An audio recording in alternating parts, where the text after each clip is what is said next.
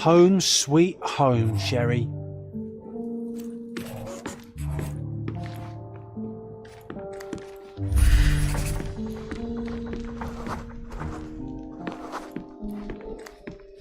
I remember returning home with a pair of perfect sticks. We wanted to turn them into training swords. Oh, that's right. We stood there, frozen, staring at something huge in the main hall.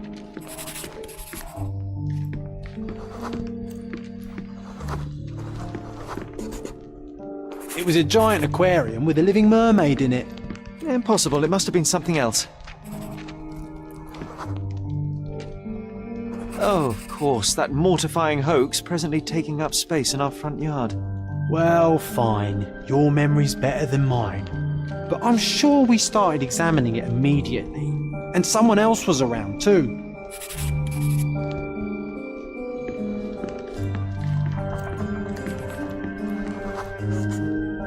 It was my mother. She asked what I thought of the artifact.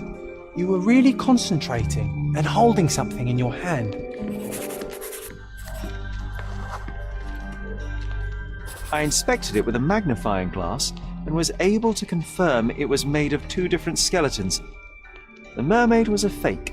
And so it was time to smash the thing. Your mother took a hammer and... Slow down, John. That's not how it happened. I remember other people joined us.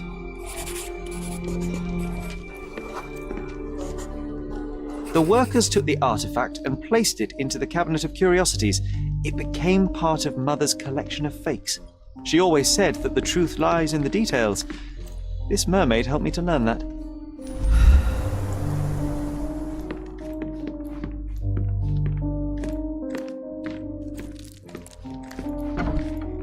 Ah yes, my mother's studio.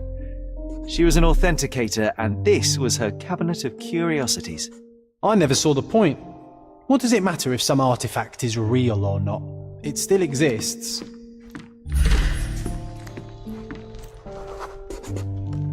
I remember this cozy blanket. It was perfect for... Wigwam! Oh, that was a joy to build them. Imagining ourselves as wayfarers on the other side of the world.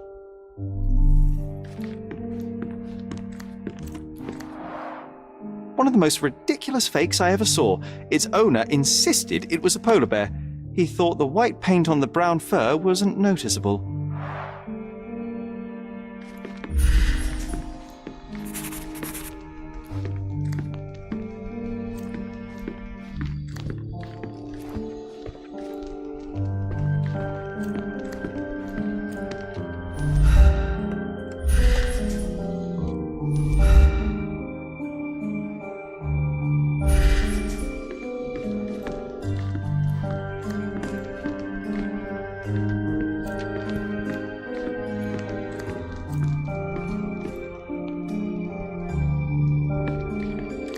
It's a pity how many amazing things are missing from this room.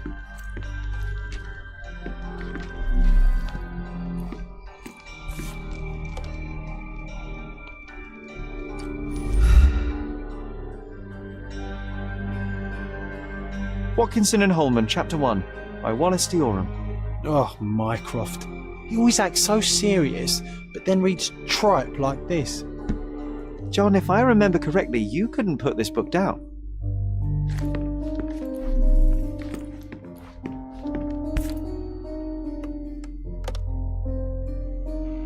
Another fake Holy Grail. Its owner claimed to be the heir of King Arthur. Scarcely believable. He also insisted a deadly rabbit was hunting him.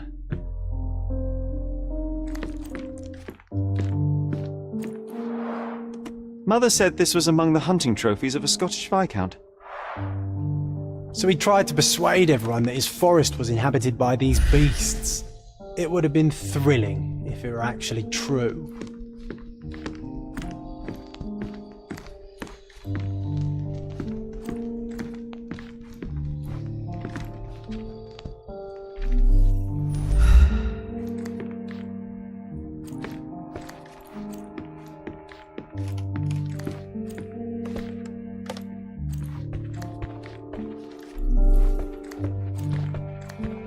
Oh, I remember these. We used them to spar together until Mycroft found out and forbade us from using real weapons.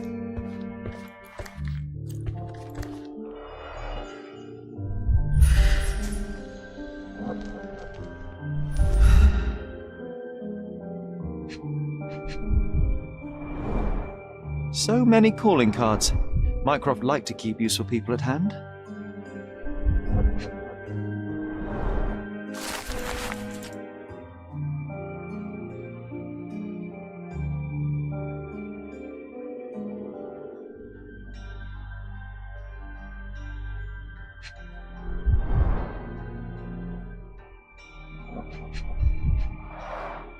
This drawer was always closed. Only Mycroft knew how to open it. I remember we tried to break it open and spy on him, but alas, had no success. Maybe today's the day. Oh, Sherry.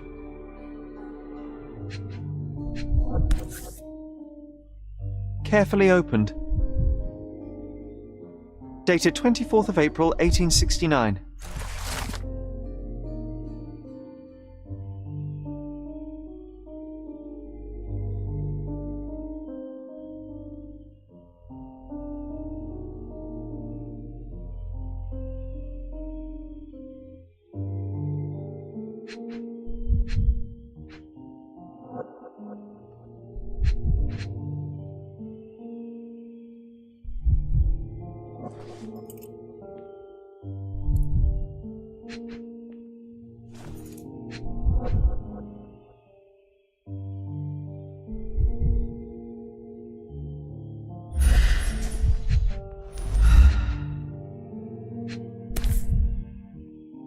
Reliable and driven. I recognise Mycroft's handwriting. Officer Luciano J. Placido.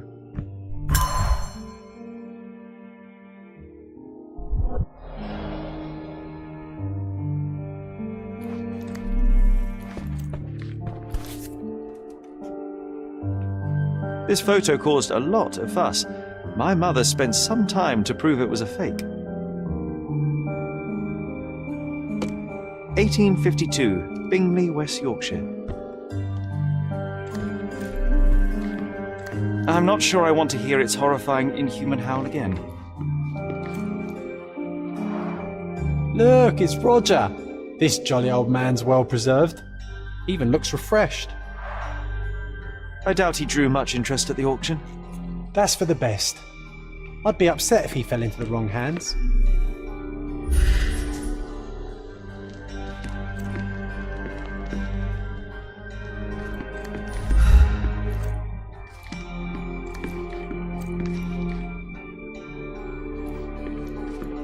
The so-called mummy of a Persian princess. The defrauders did good work, but missed one small detail. It's the mummy of a man.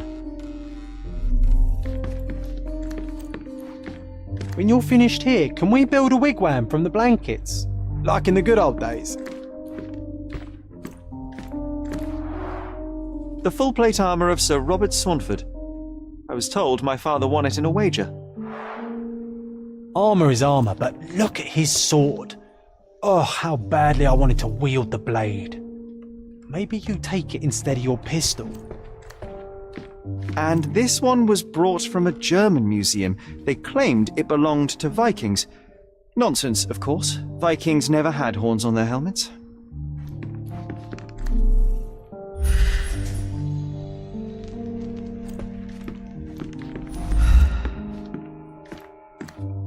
I'm not sure I want to hear its horrifying, inhuman howl again.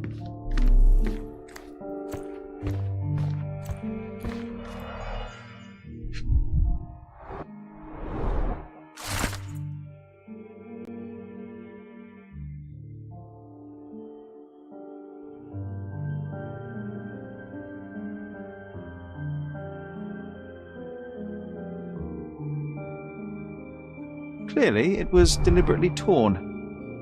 I wonder why someone would do that. The Tulpa, Studies in Tibetan Mentalism. An impressive number of bookmarks. Someone was rather obsessed with this subject.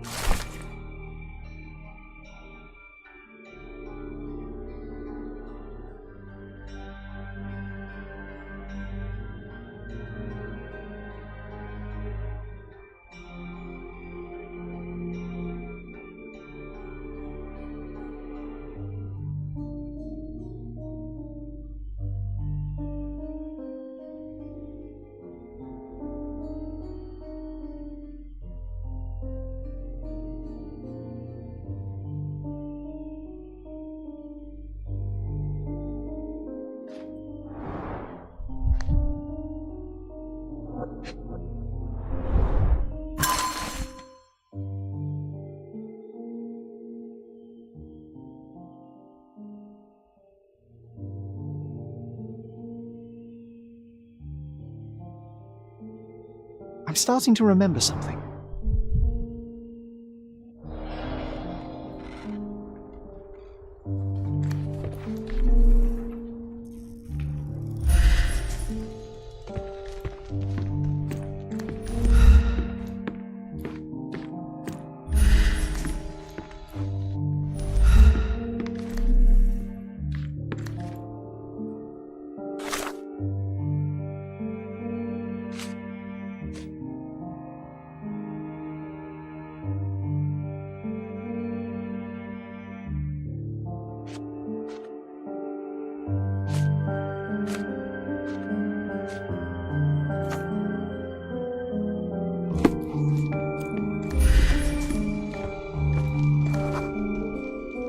Ah, the memory comes back.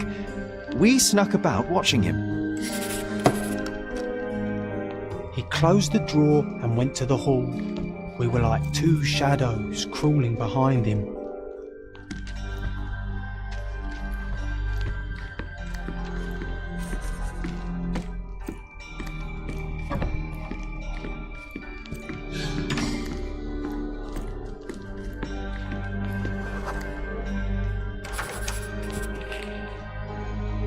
He opened the door to the postman, and they exchanged documents. If it was a real postman, of course.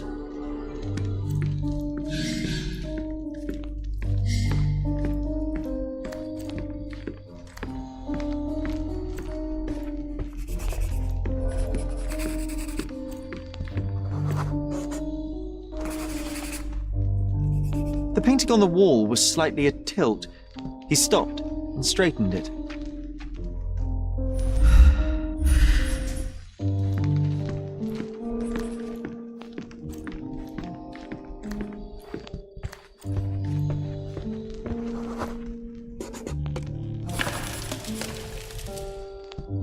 Then he threw some logs into the fire and sat in his armchair to read. It's as boring now as it was then. I'm sorry, Sherry, but I think that's it. Wait, John, we never use the fireplace in the mornings. What if...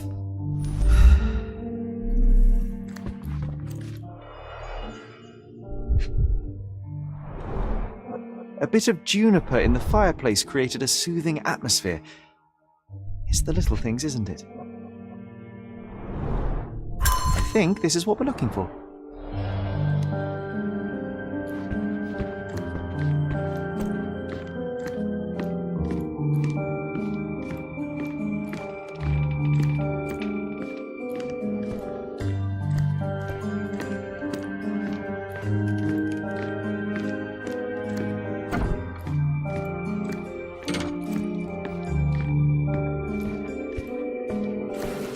We made it. So what's there?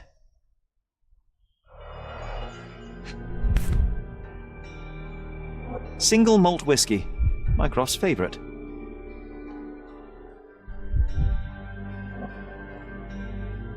Gifted by Queen Victoria herself.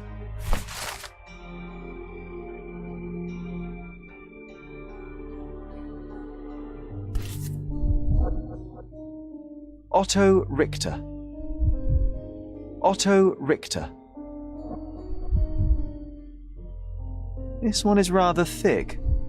Mycroft can be truly dogged in his research.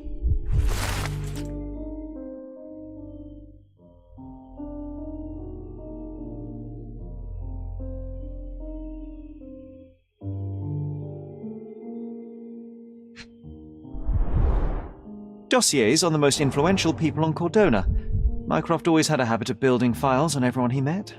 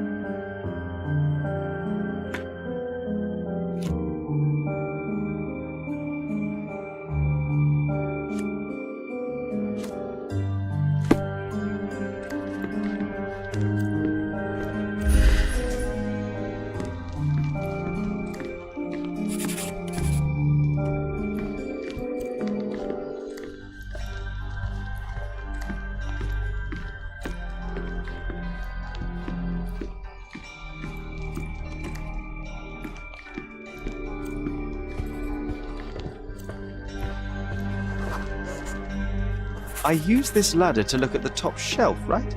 On the day of Mother's breakdown upstairs. Right you are, Sherry.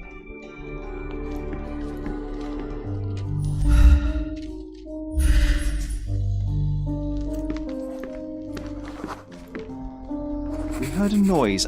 I can't recall of exactly what, and we didn't have a great view from behind the statue.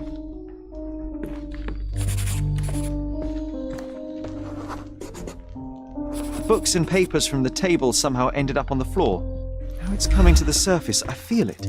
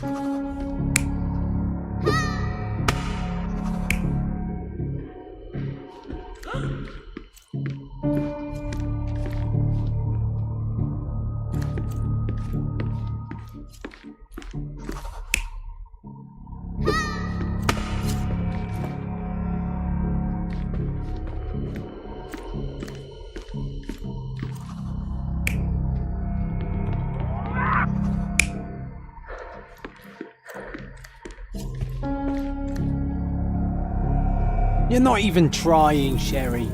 Concentrate.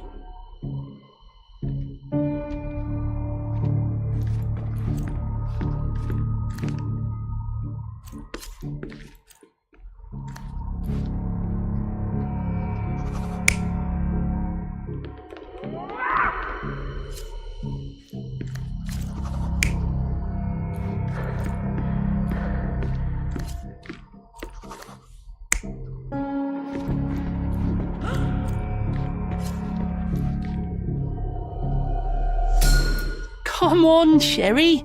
Let's go outside. Wait. Did you hear that? Come here, Sherry.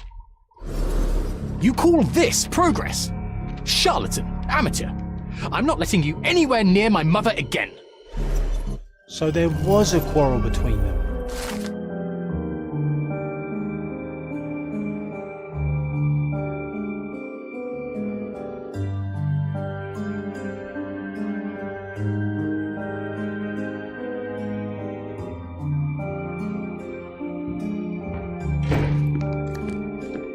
I heard a noise in the hall. Let's check it out.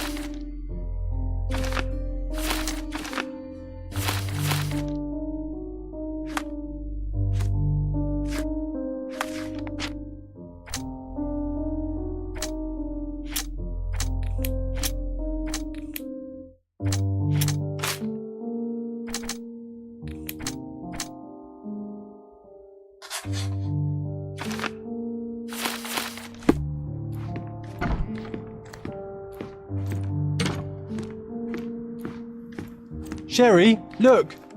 We've got a parcel here. Hurry up and let's see what's inside.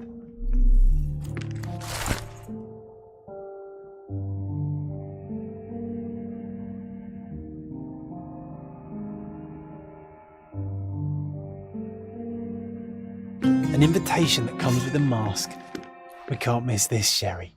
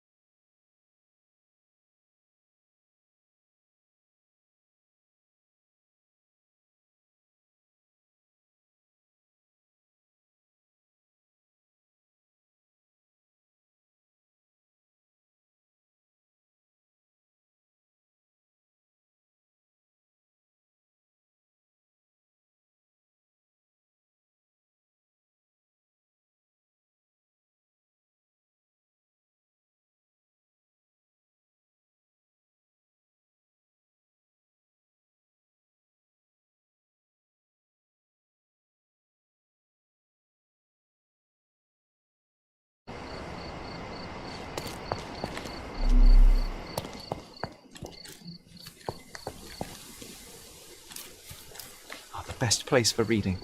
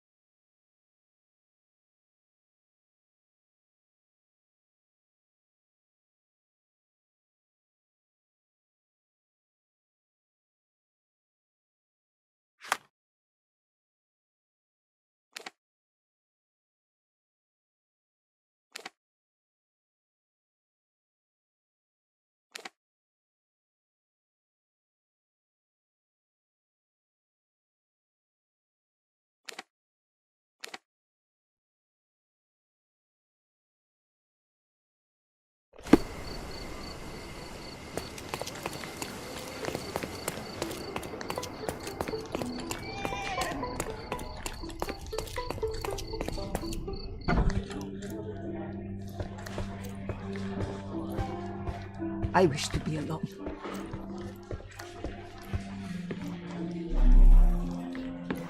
Killed with one perfect shot to each eye. Can you imagine?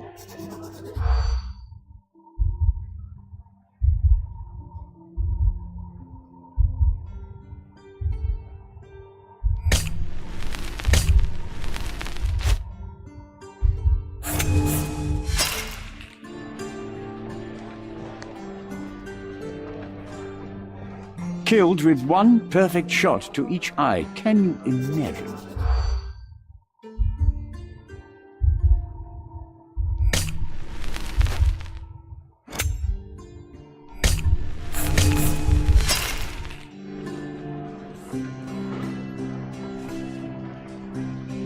Killed with one perfect shot to each eye. Can you imagine?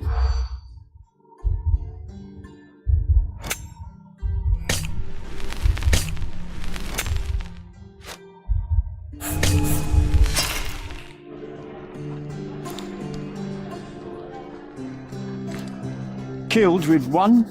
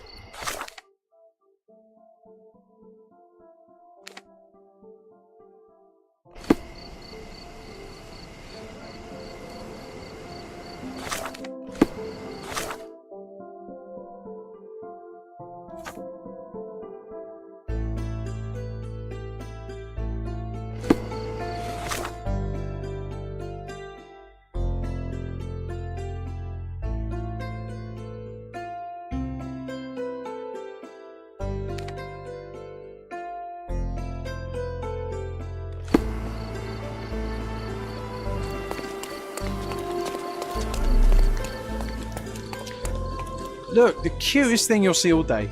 Hamlet staged by children. Oh, so it has taken root. What's taken root? As I recall, when we were growing up, this theatre didn't welcome kids. You've forgotten, John. Come to the back entrance and I'll refresh your memory.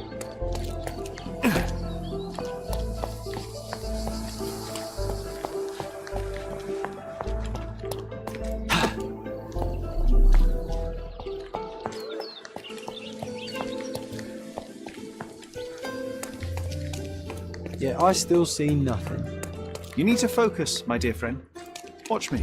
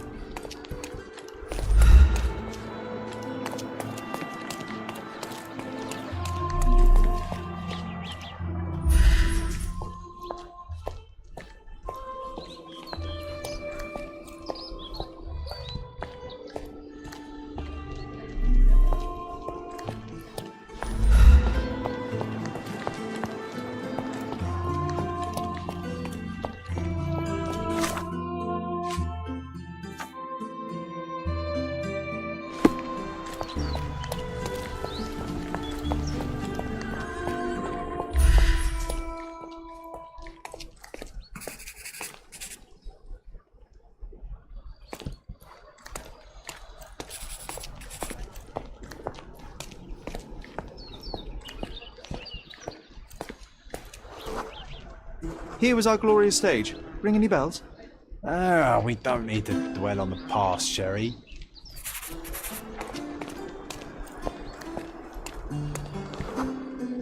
And Hamlet's mother, Gertrude, taking poison. What was the name of that girl? Oh, Georgina, of course. She was our neighbour. Oh, I remember her. She liked you. And there you were. Best supporting actor. My silent scene partner, my Yorick. Your presence inspired me and brought me to tears. Yeah, it hurt to know that's all I could be. Inspiration. I couldn't even play the king's ghost. How's that for irony? To be or not to be? Indeed. I know why you wanted to forget. The show forced you to confront your limits, except no one else would ever see you but me. Why do you think I cried?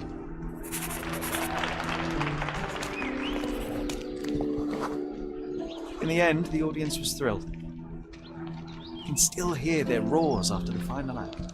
You were so pleased with yourself when the theatre director came down to admire your work.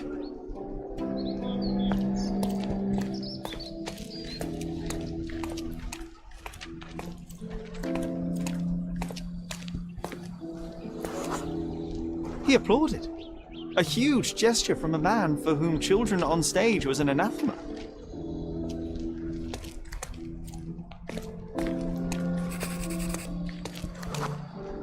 One small step for a man, One giant leap for students of the dramatic arts. Childhood is a time of naivety.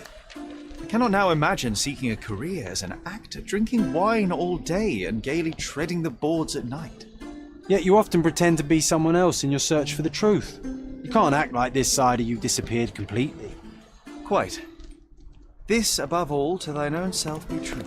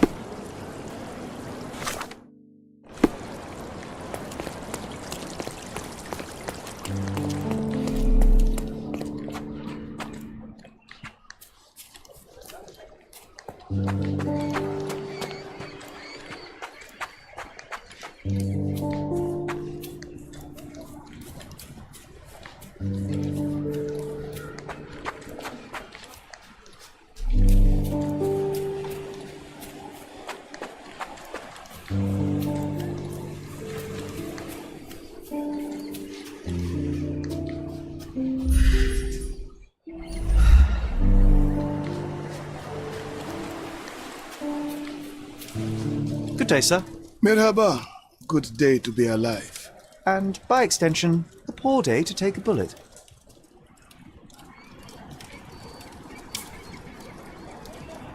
Why are you just standing there? I came to take the deceased to the cemetery, but caught sight of Mother Nature's bounty and had to drink my fill.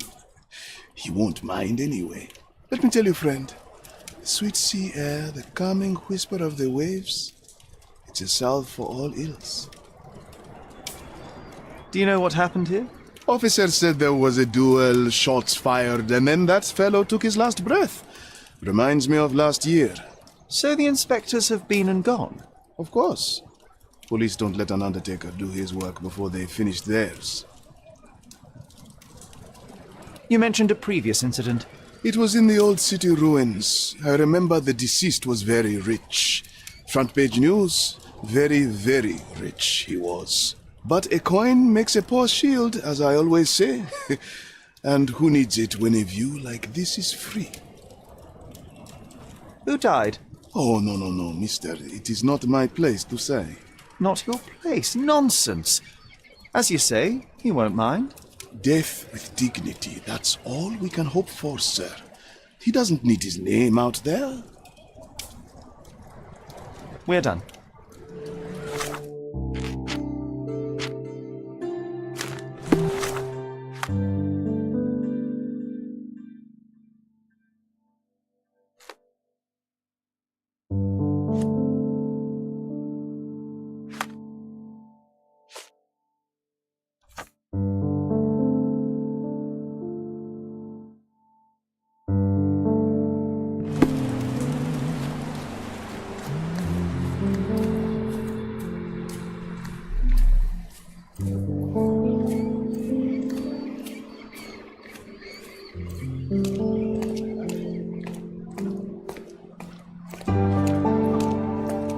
This man is no more. He's ceased to be. He's expired and gone to meet his maker. He's a stiff. Bereft of life, he rests in peace. You know the rest.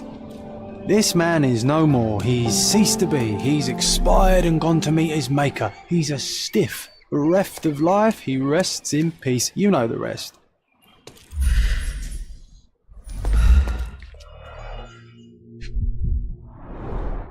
The bullet entered the heart at an angle, implying it was fired from an elevated position. He died instantly.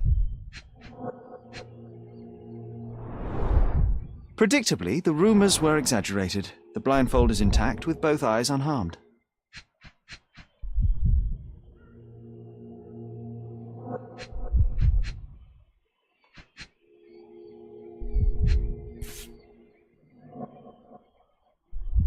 A key for a birdcage?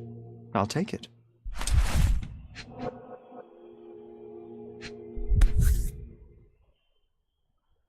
A Webley top-break revolver.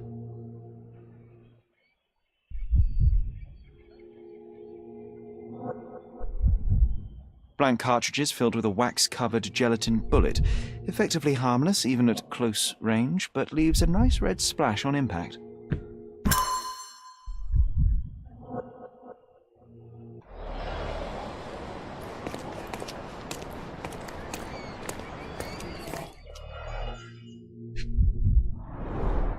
The duelist eventually reloaded his gun, but all the cartridges were filled with red non-lethal rounds.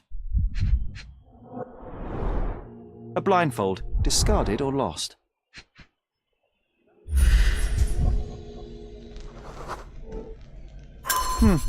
Your opponent was behind you.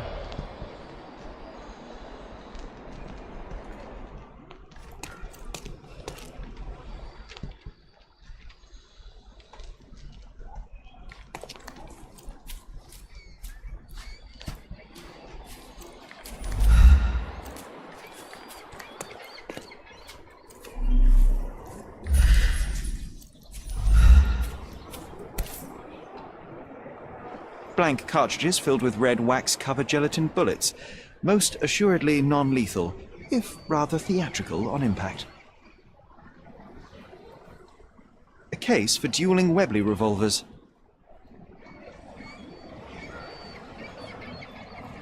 The corner of the box is broken, likely from being dropped.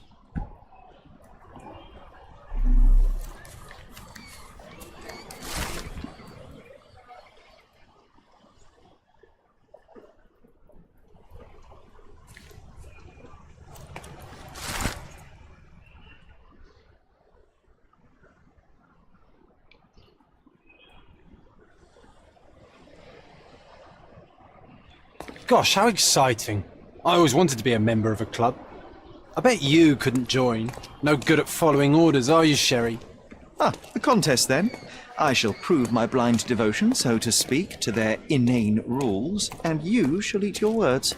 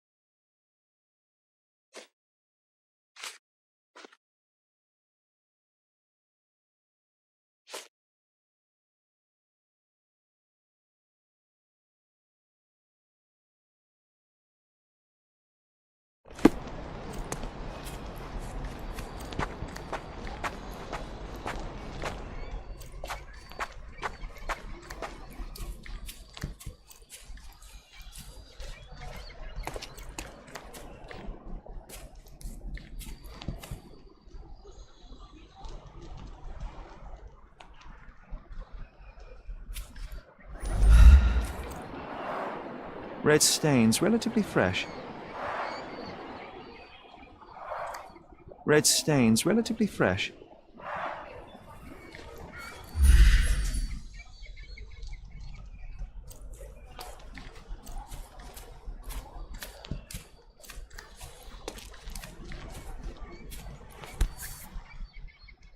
A Lamat revolver, .42 caliber. One chamber is empty, the others are filled with live rounds.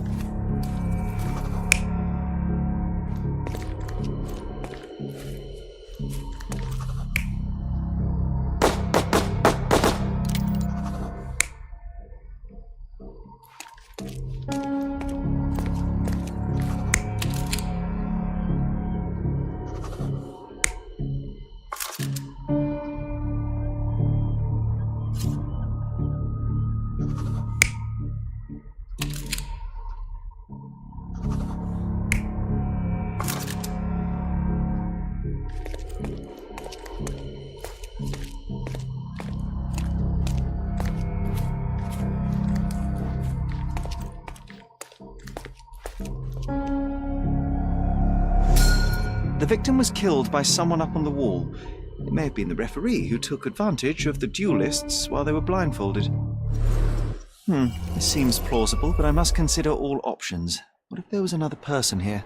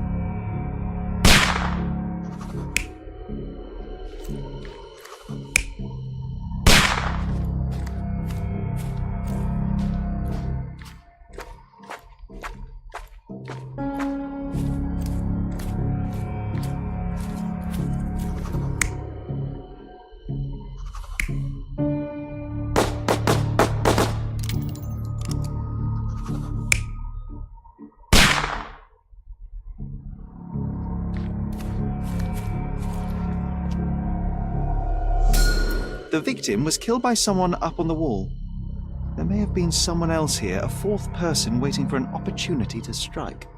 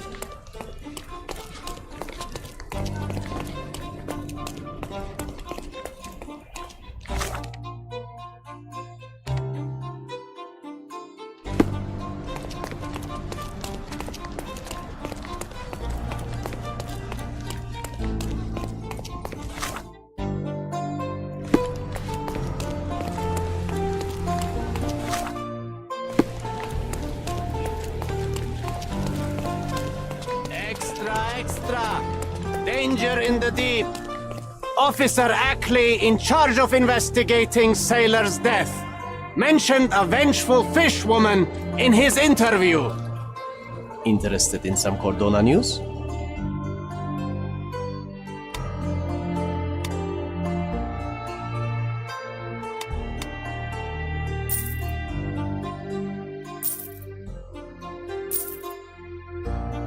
Check the front page. You won't regret it.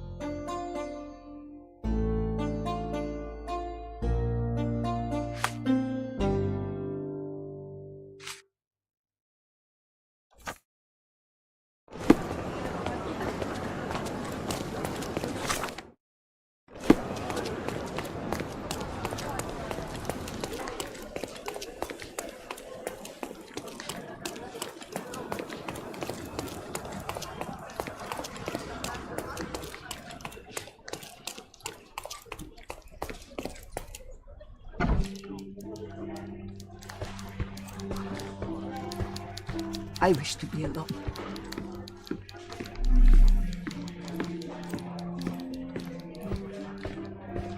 Help me, please. I would help you if I knew, sir.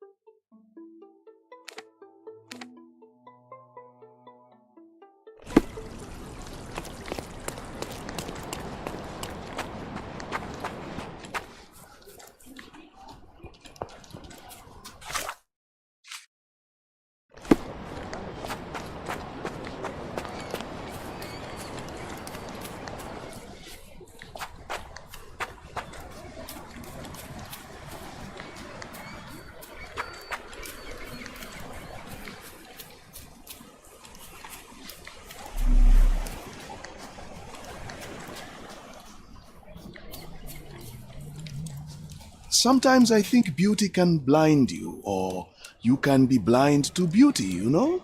Did he see it all around him, do you think, before he covered his eyes and drew his pistol?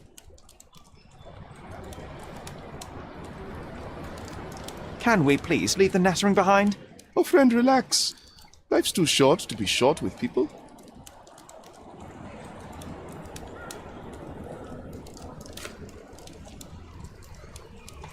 What does this have to do with me?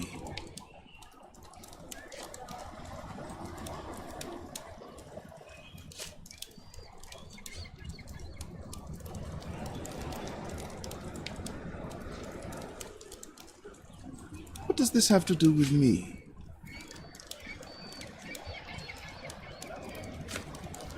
What does this have to do with me? What does this have to do with me? What does this have to do with me?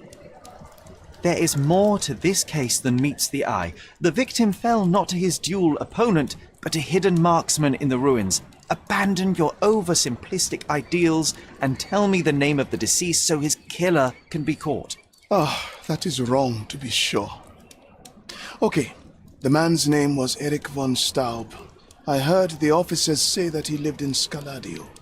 At last! You may return to your vacant stare.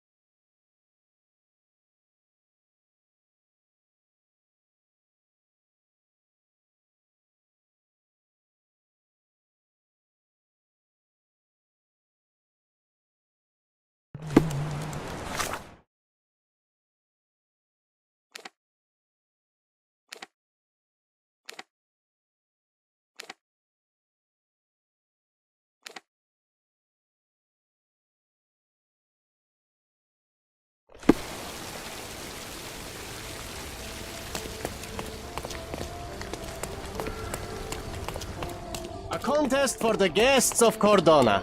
Find hidden treasure.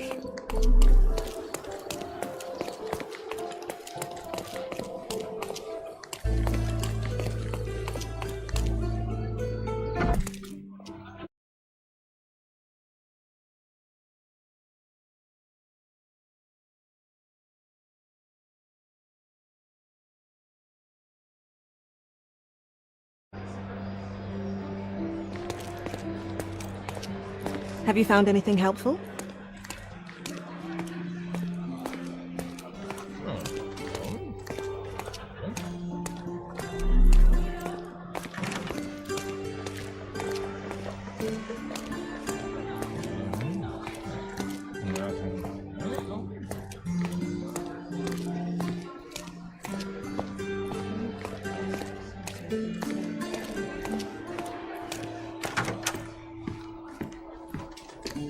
I'll be right here.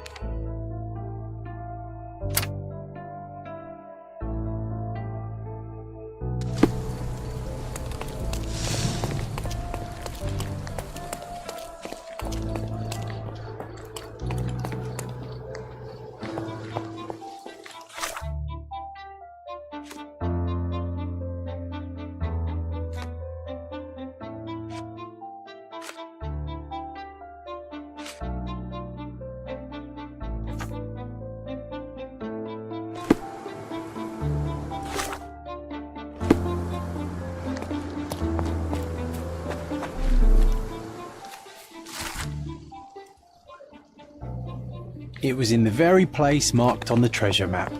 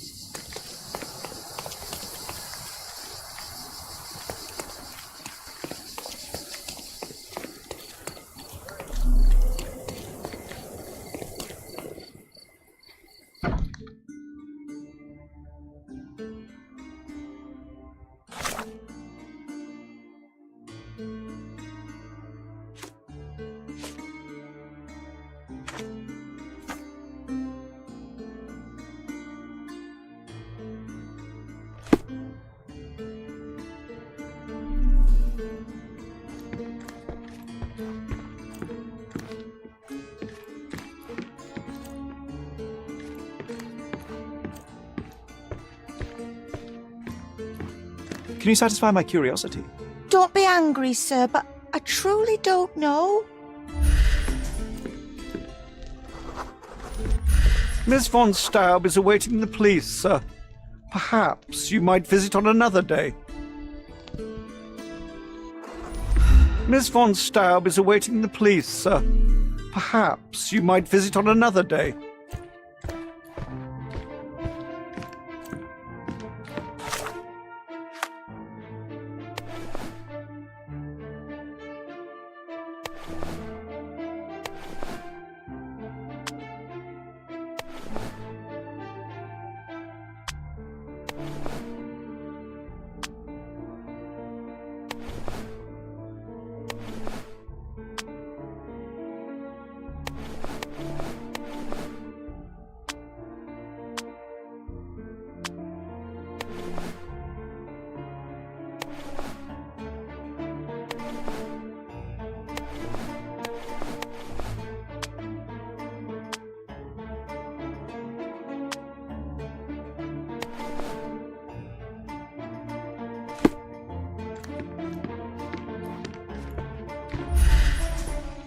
Good day, officer. Miss von Staub awaits you in her boudoir.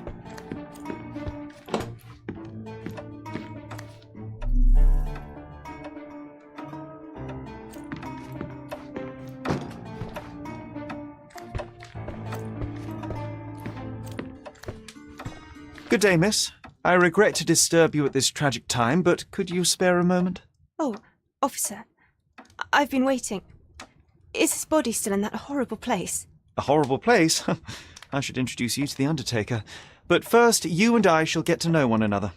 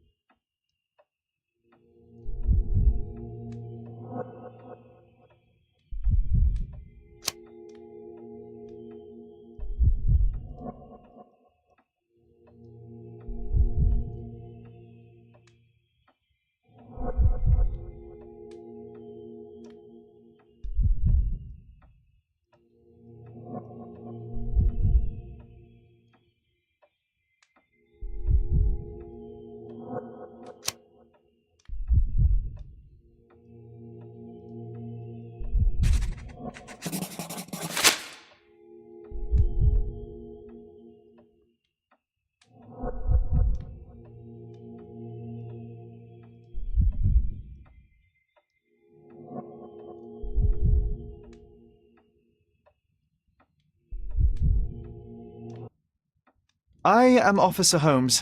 I take it you are Magda von Staub, the sister of the deceased? Oh, pardon me. Yes, I am. My deepest condolences, Miss von Staub. Your brother's body will be returned to you shortly, as I believe the case will soon be closed. Nevertheless, there remain some formalities requiring attention. May I ask you a few questions? Oh, if you must. But I'm unsure if I will be of much help.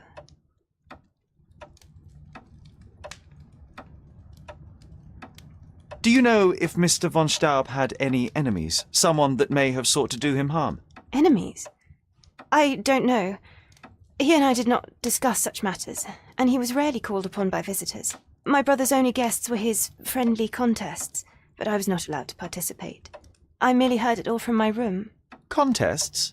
Eric would practice shooting on the patio, and occasionally friends would join him, but I couldn't tell you if they ever argued.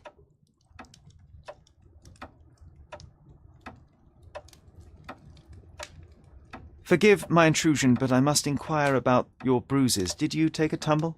Oh, I have a weak disposition. It is not so bad, but my skin marks more easily than a peach. It is the least of my sorrows. But, Miss von Staub, I can tell you suffered new bruises even before the old ones had healed. I have nothing more to add, Officer Holmes. It is what it is. Where were you when your brother died, Miss von Staub? I was here painting Eric's portrait. My God, you could have asked the servants. Alas, I needed to hear it from your lips. May I take a look at Mr. von Staub's room? His personal effects may prove invaluable in our understanding of the case. Please do. Here's the key.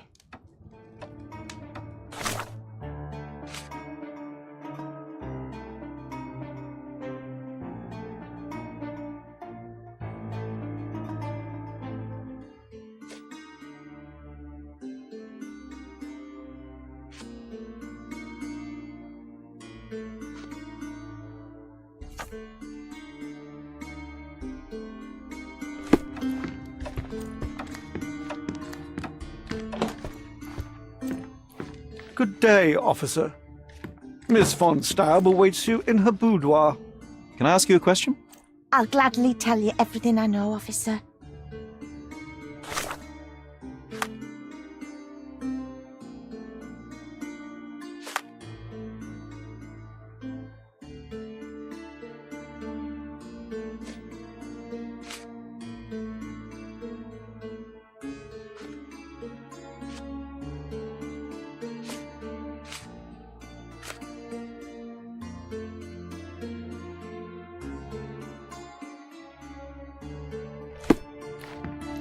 Good day, officer. Miss von Staub awaits you in her boudoir. Good day, officer. Miss von Staub awaits you in her boudoir. Oh, please, let me mourn my brother.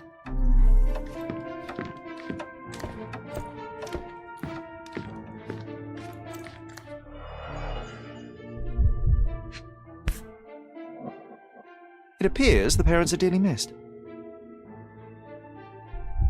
Our beloved parents, 1875, Baden-Baden. Rest in peace. Only German composers feature here.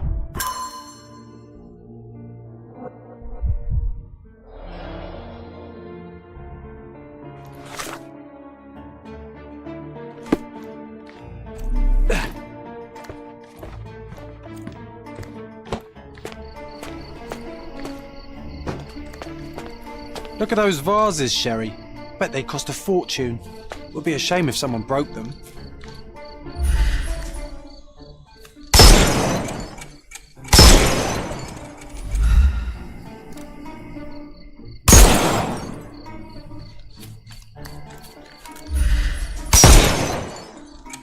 Oh, I love it when you're reckless. Are those Limoges porcelain?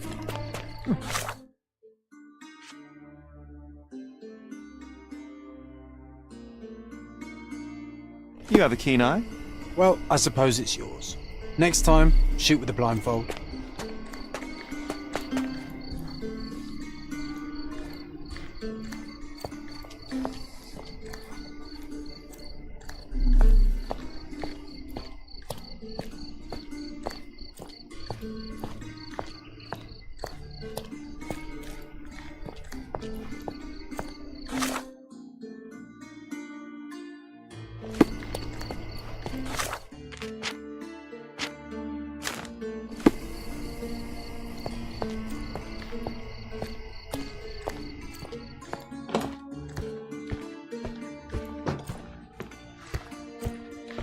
Can you satisfy my curiosity? I'm sorry, but I can't help, officer.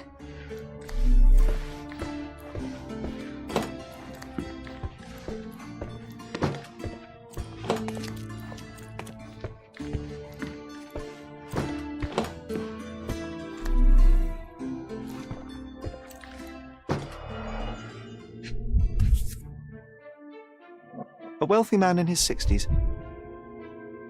Sir Barnaby Boddington, 1879.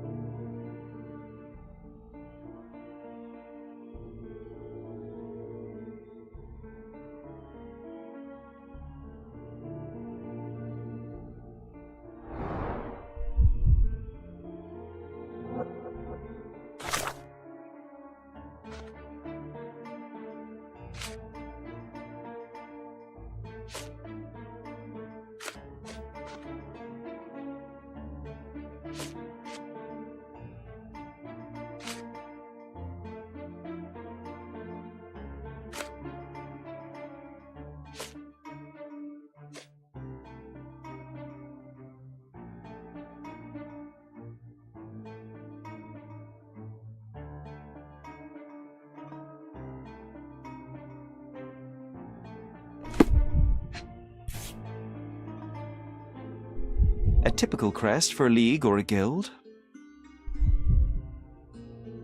Club headquarters, 190th anniversary celebration.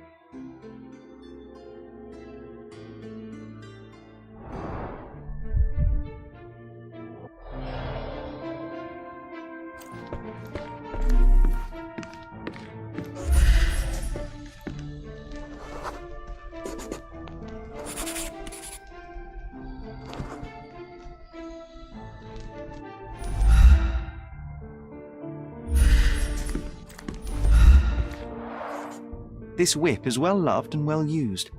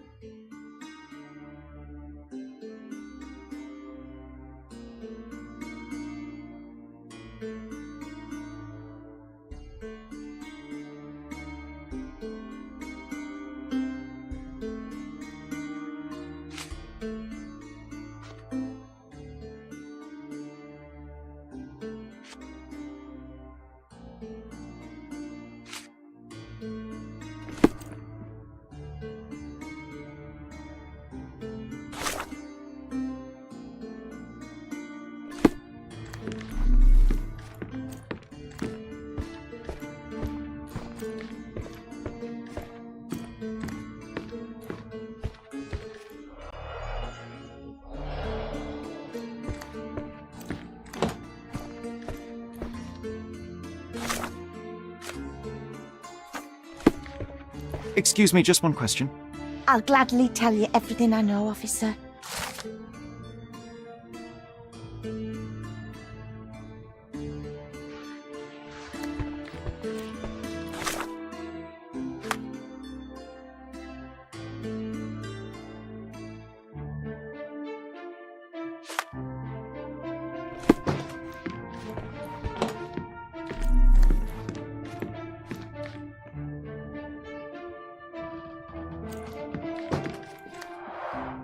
Excellent score.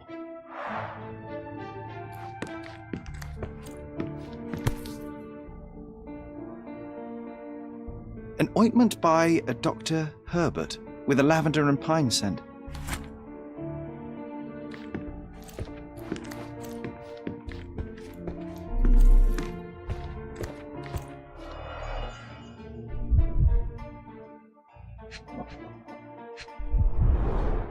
A handsome portrait of Eric.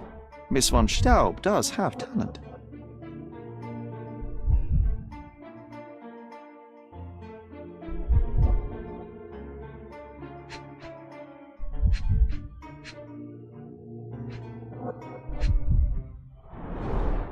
The rounds have been emptied.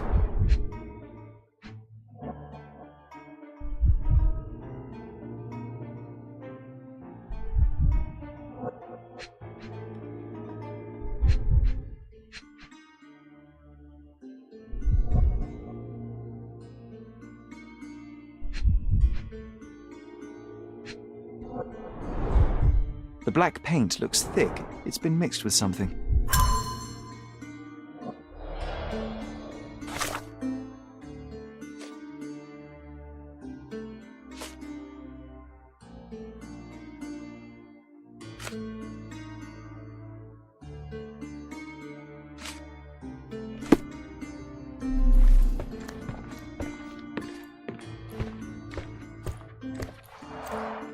The end and the beginning.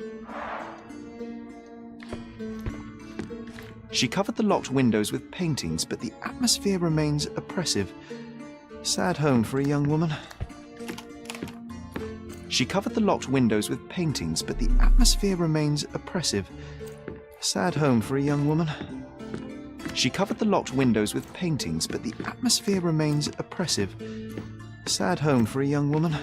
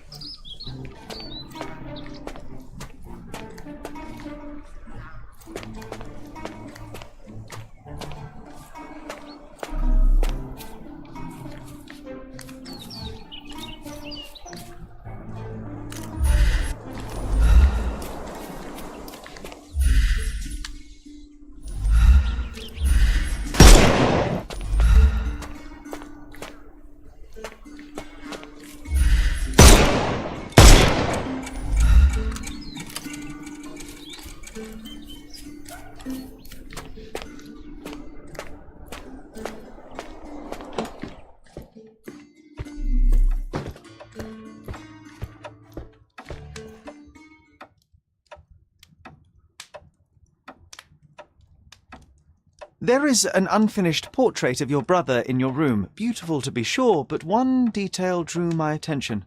Why did you add gunpowder to your black paint? You entered my room?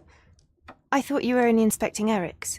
It is standard procedure, Miss von Staub. Now, tell me about the gunpowder. Eric's art was his shooting, and this painting is my tribute to him. It felt appropriate. We're both artists in different ways.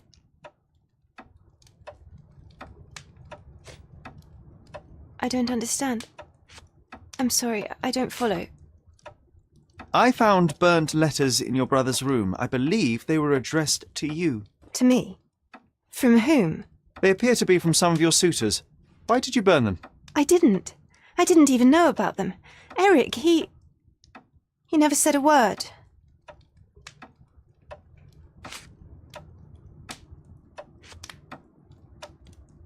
One of the revolver cases in your brother's room is missing. Do you know where it may be? I'm not permitted in Eric's quarters.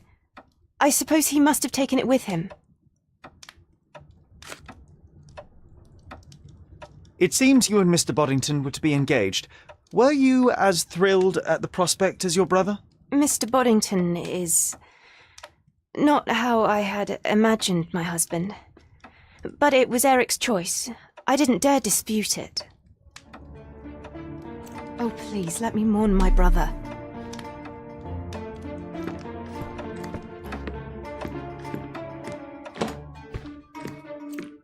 Good day, officer. Miss von Staub awaits you in her boudoir. May I ask for your assistance? I'll gladly tell you everything I know, officer.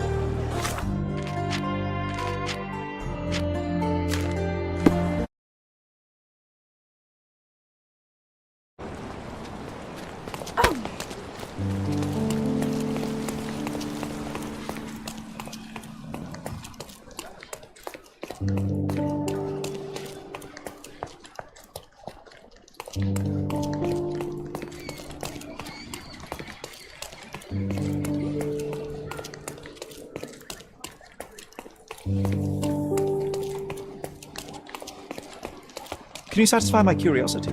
That's a question I can answer.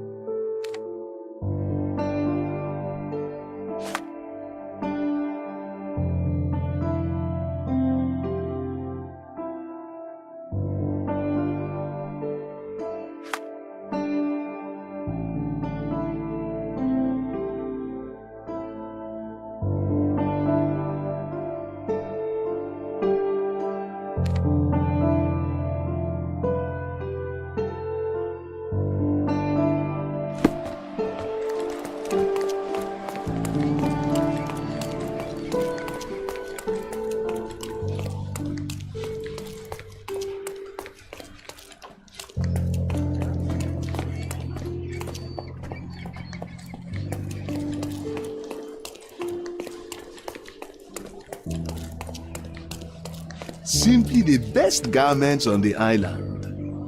The finest clothes for the finest citizens.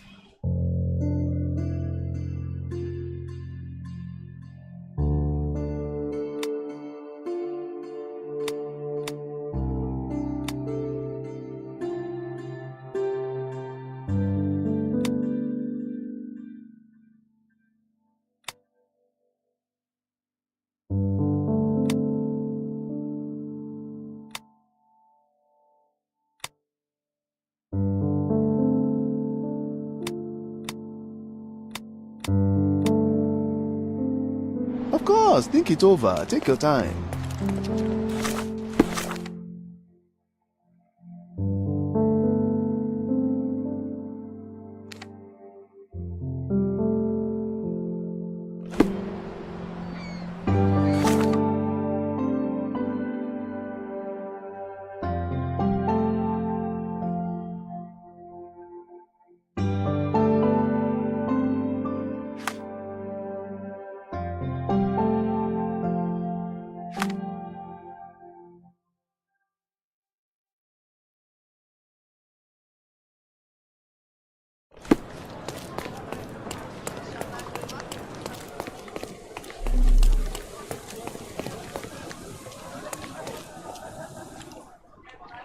Could you help me? Excuse me? What? I'm not sure I know.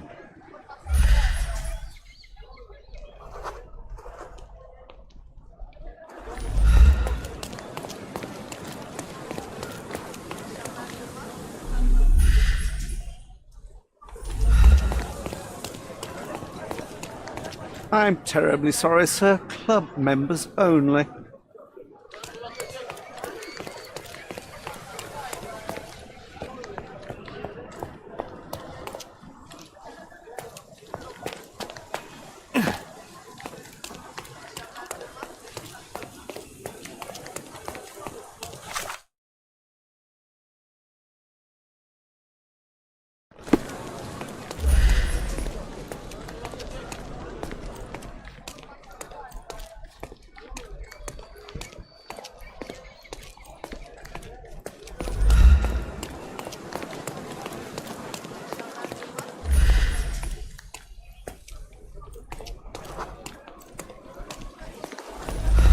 Are you able to help me? I have nothing to hide, sir, but I've never heard of this.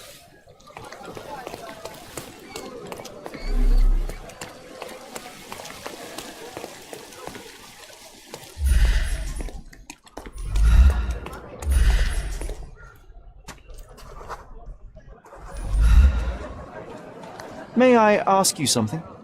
I can't help you, friend.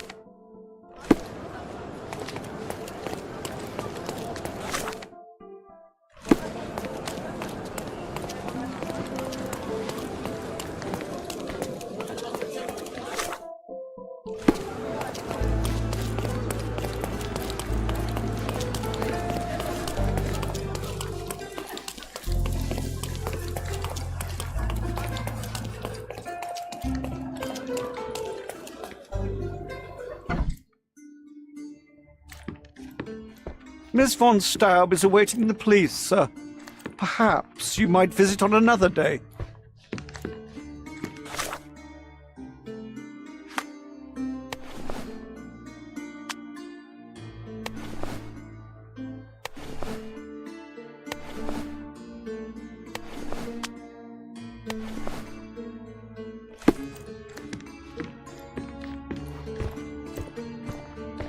Good day, officer. Miss von Staub awaits you in her boudoir.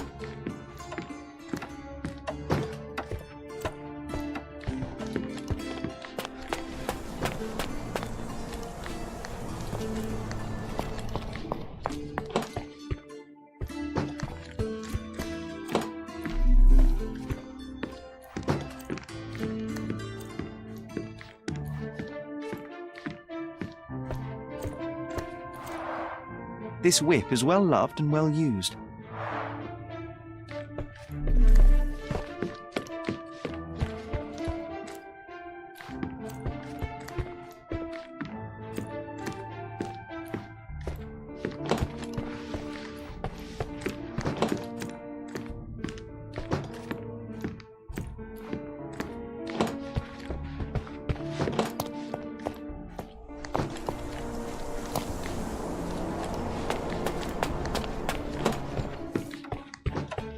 Oh, please, let me mourn my brother.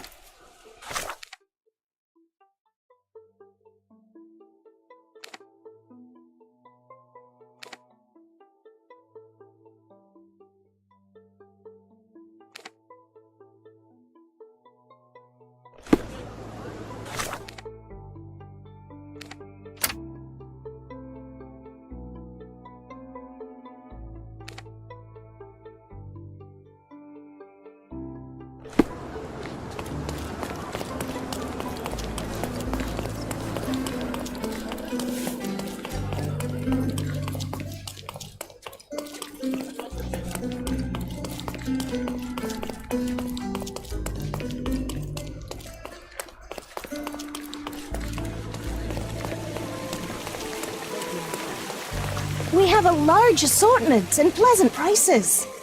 The finest clothes for the finest citizens.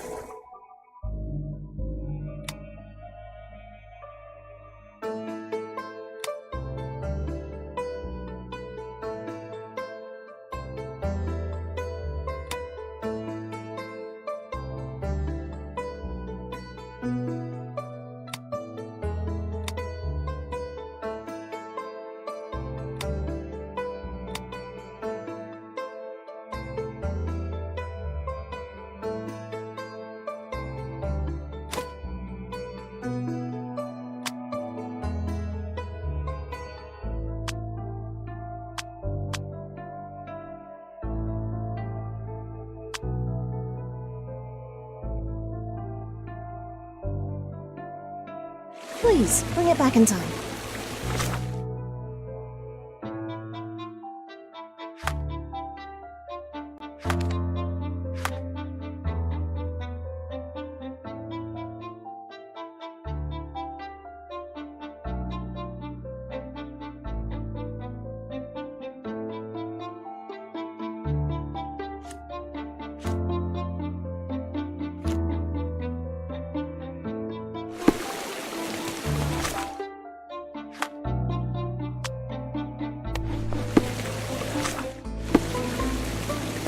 Come closer and try something on. You won't regret it. Refresh your interior. Pick what you like. My goods will brighten up your house.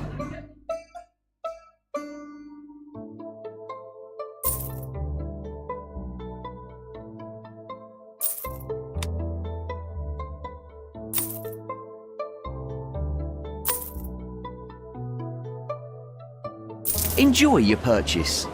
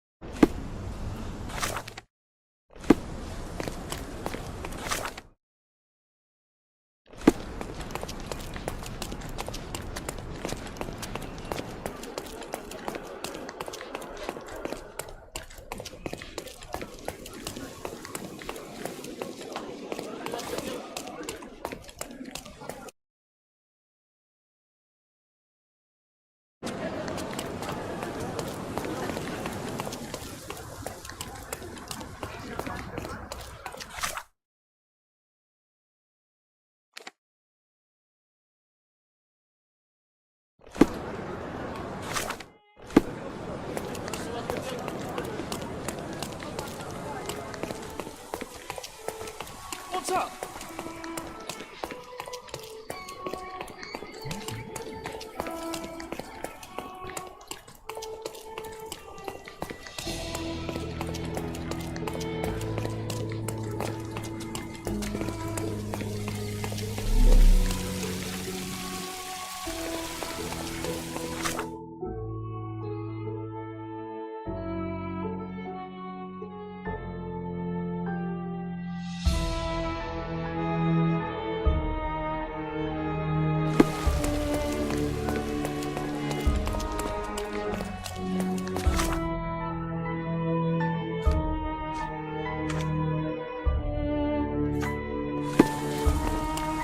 Nice to see you.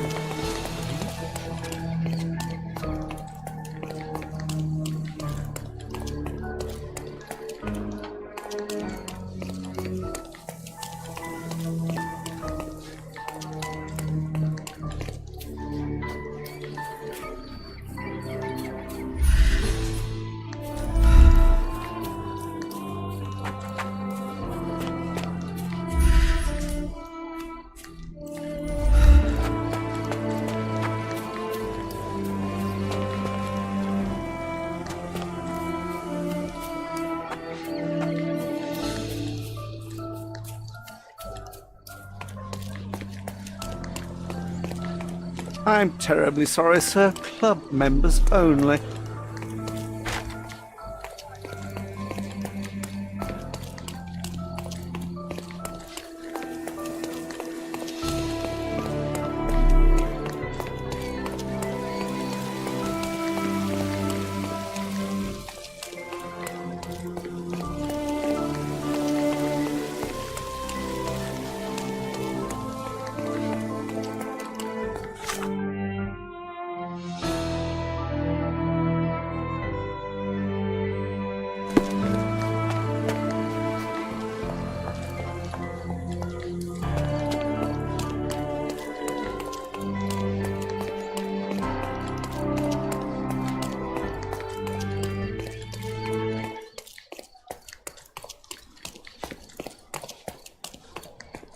Look who's here.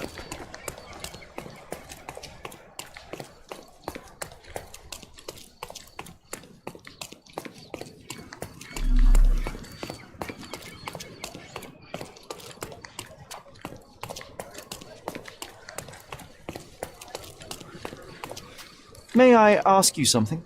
Sorry, but I've never heard of it.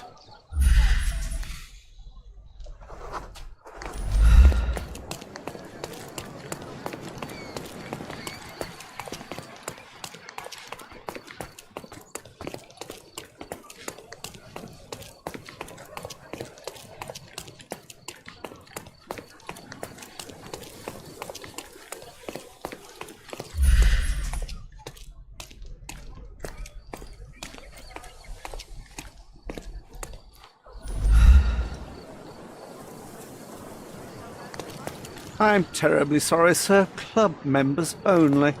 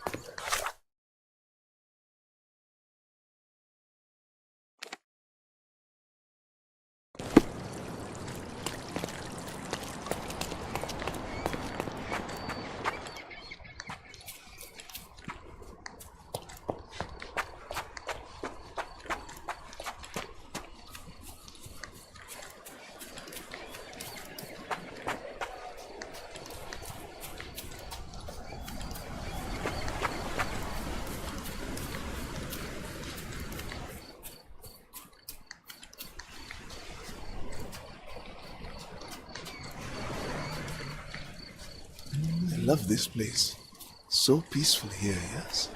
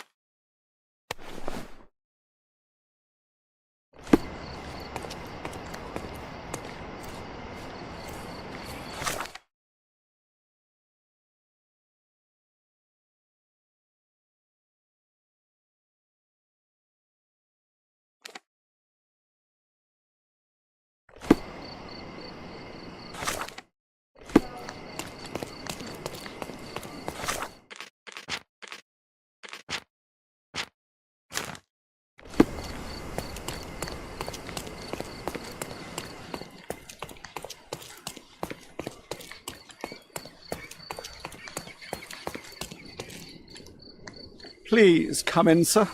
The gentlemen are waiting for you on the training ground. Down the stairs.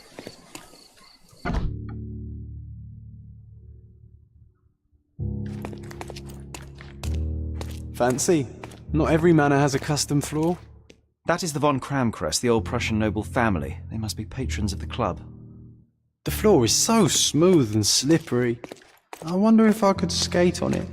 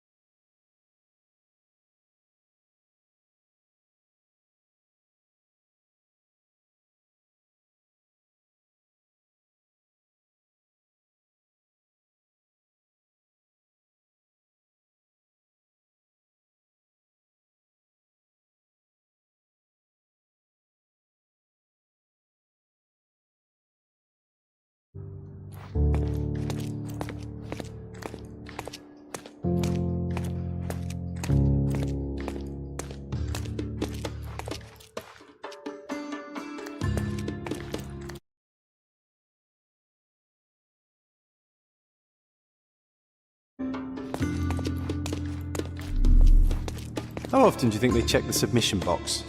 My application deserves prompt consideration.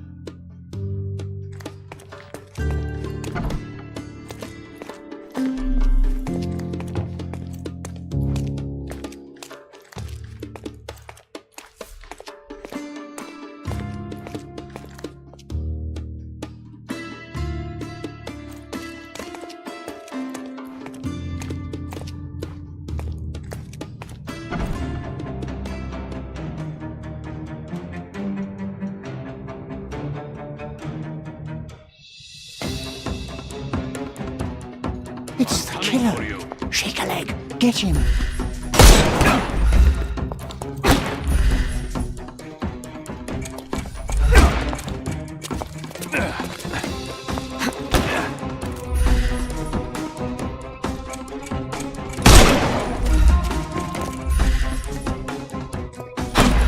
Just die!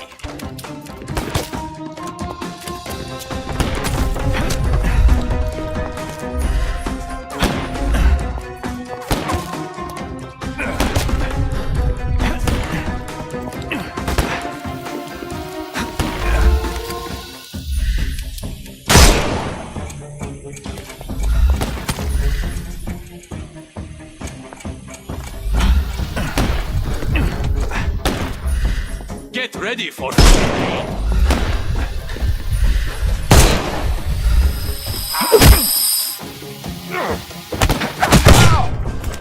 No more crime for you until next month.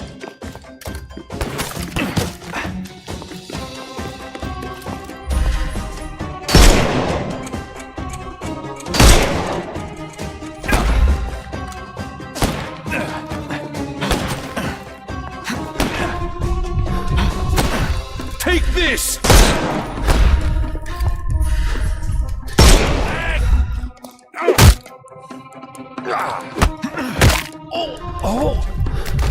Take a rest, my friend. The snuff's ready.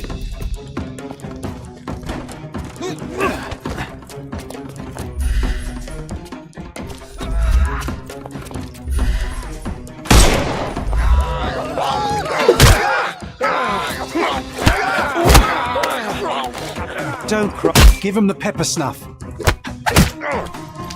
Take a rest, my The snuff's ready.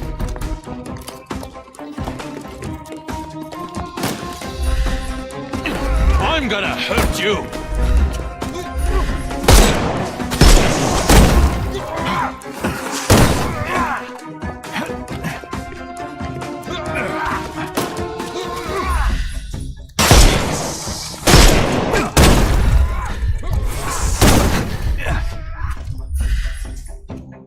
We can overcome the brute now. Couldn't miss the party. I'm coming for you. Give him the pepper snuff. Dodge this!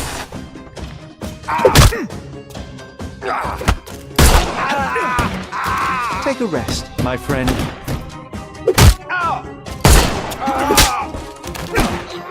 I'm coming for you.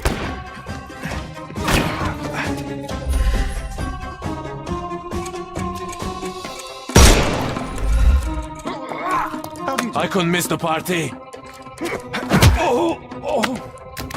Take a rest. The snuff's ready.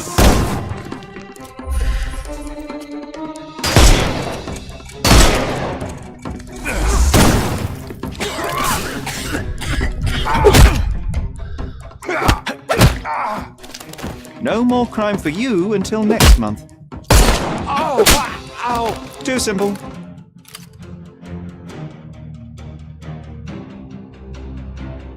I must say, Sherry, that was near perfect.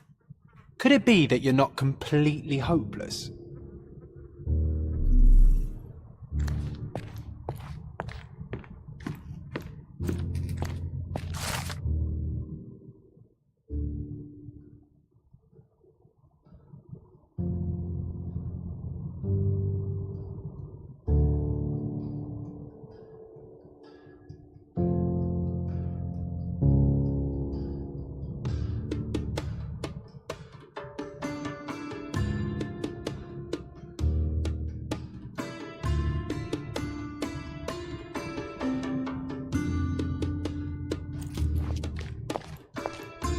The same ingredient was used in the dueling revolver's ammunition. All these places are perfectly secluded, ideal for private duels.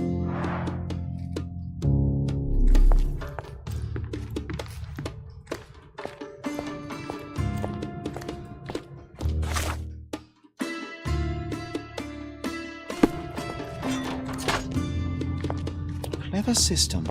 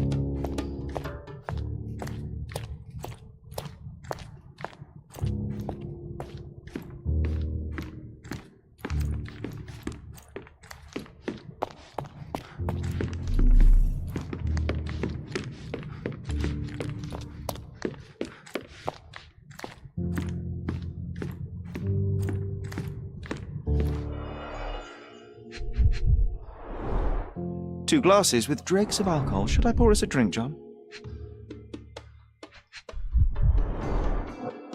A nice apricot aroma. Marilyn schnapps, I presume. Half full.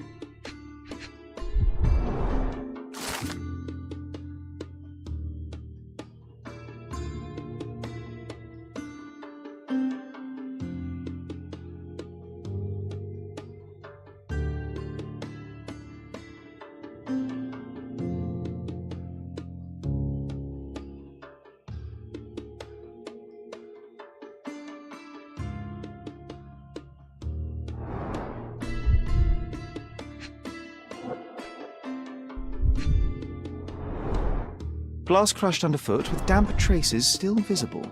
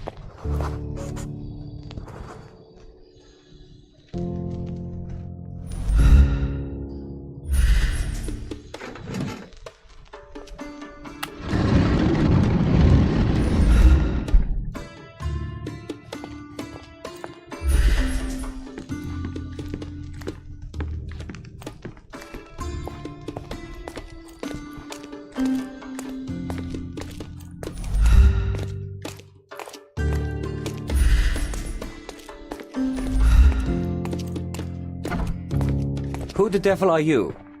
I won't go down without a fight. Sherlock Holmes, and if I wanted a fight, you would already be on the floor.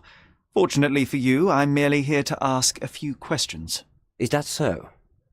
Well, come on, pretty boy. How about I fix that nose of yours? Give it a bit more character. Enough. Your compatriots attacked me and I responded. They still have their lives, unlike Mr. von Staub. True. At least you are not a murderer. Fine, you may speak.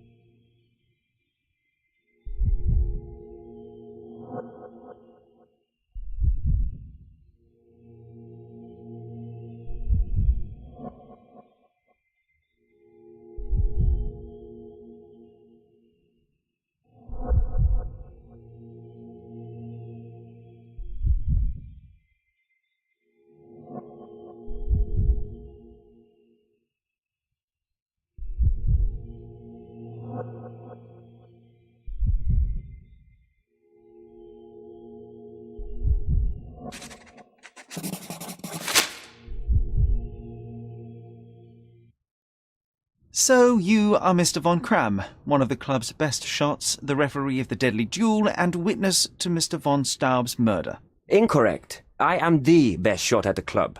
Heinrich Vögen von Kram. But how did you know I was there? Your clothes, Mr. von Kram, the dirt on your trousers confirms your presence in the old ruins. And your jacket features a bloodstain from your attempts to save Mr. von Staub. That is impressive. It is merely inferential. Now, a few questions, if I may. Be my guest. I have nothing to hide.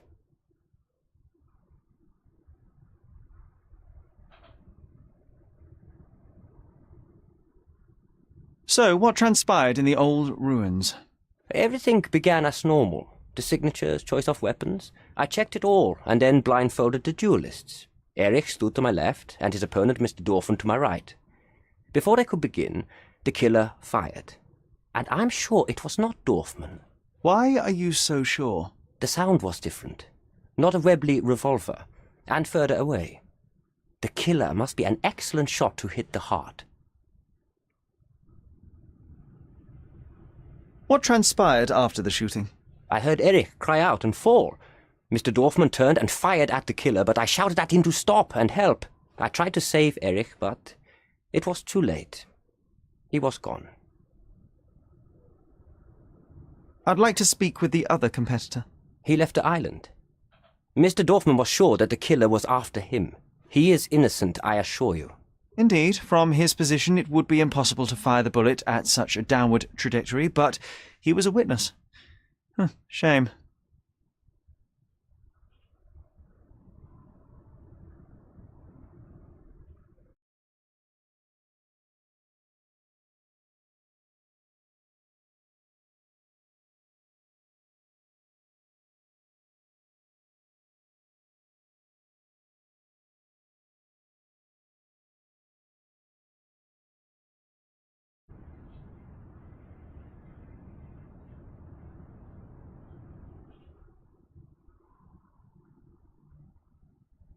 I don't know what you're talking about.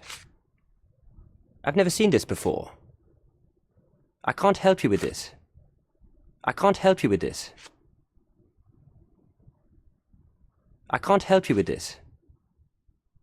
I don't know what you're talking about. You have a nice collection of pistols, Mr. von Kram. Ah, a fellow connoisseur of firearms. Did something catch your eye? What caught my eye is a missing Lamate. Where is it? Ah, that one. I lost it in a bet. A rare failure of mine. A bet with whom? That's private, Mr. Holmes, and unrelated to your investigation.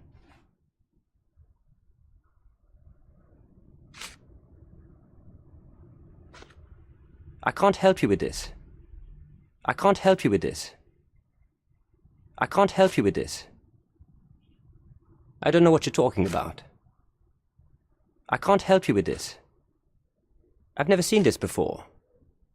I've never seen this before. It seems you owed Mr. von Staub a small fortune. A fortune to you, perhaps, but a trifle to me. Our debts ebbed and flowed. In our next contest, there was every chance I would win it back. Erich was too concerned about all that. Frankly, he often lacked the demeanor of a nobleman.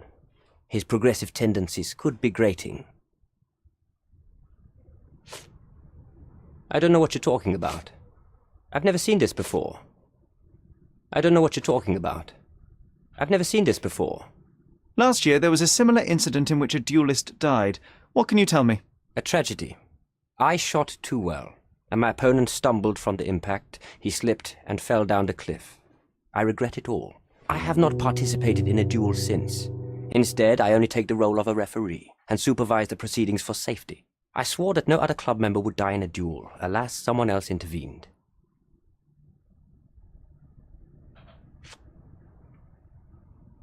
I've never seen this before.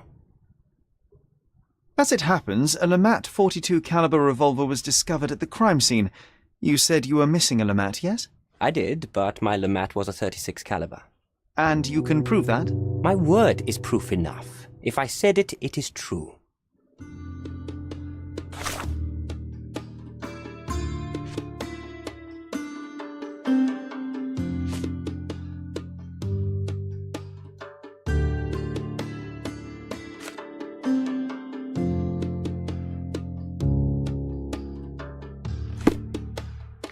Can we just get this over with?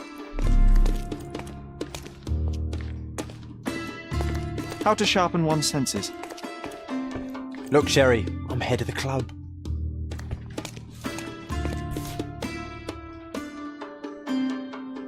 Arrived just yesterday. Addressed to Heinrich von Kram and written with a nervous hand.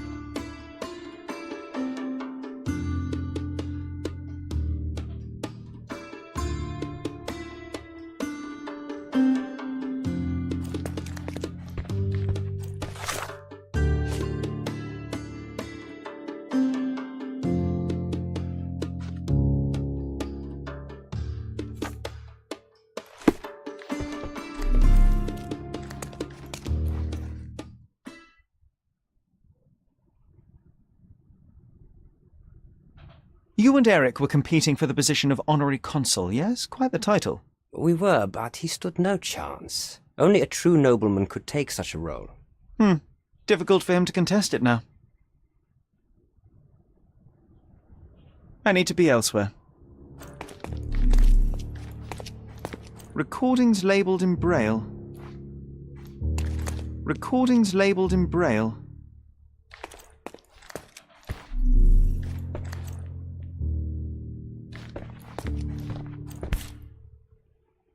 Doesn't appear to be the happiest childhood. Cecilia von Kram with Heinrich, Cologne, 1864. Mein Wunder.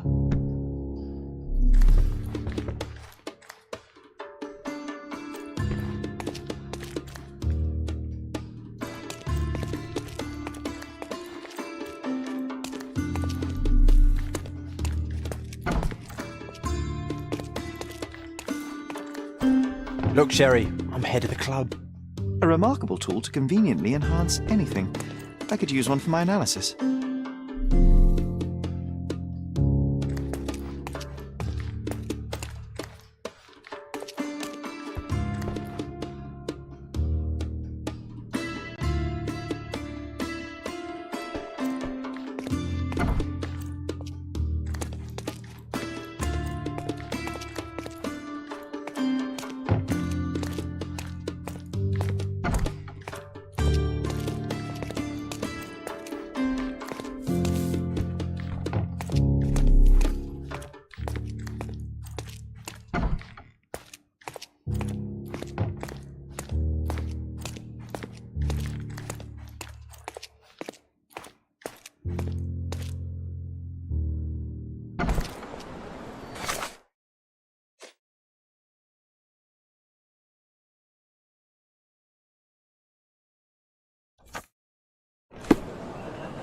Please come in, sir. The gentlemen are waiting for you on the training ground. Down the stairs.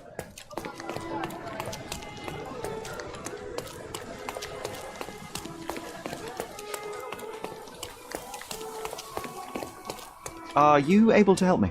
Sorry, but I've never heard of it.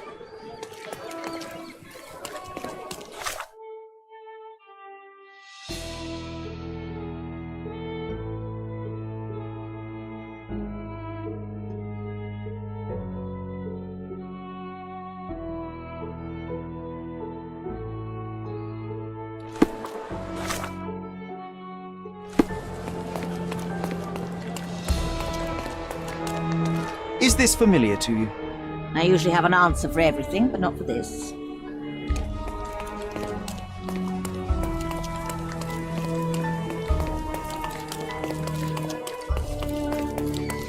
Please.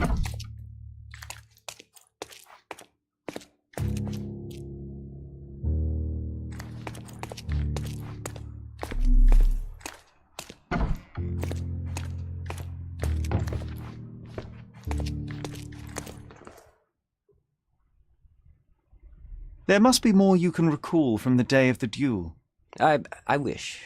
My eyes make me a poor witness, I'm afraid. Yes, your blindness, an affliction since childhood, one presumes. No scars on your face, and you carry yourself with confidence.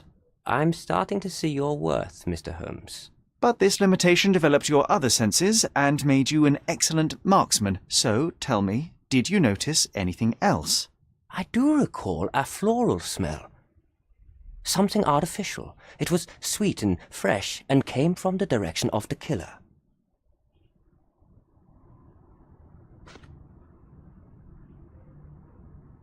Do you recognize this scent? Yes. This is it. The smell I noticed at the ruins. Where did you get it? Do you know who killed Eric? Tell me his name. I need to be elsewhere.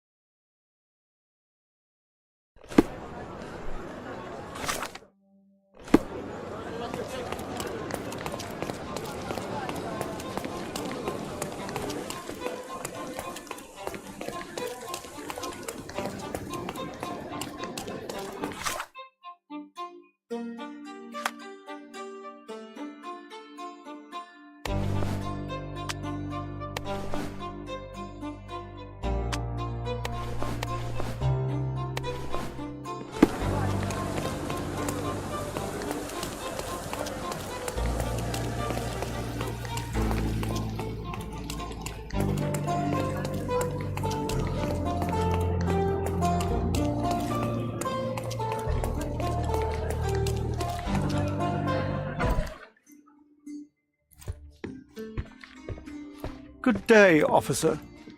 Miss von Staub awaits you in her boudoir.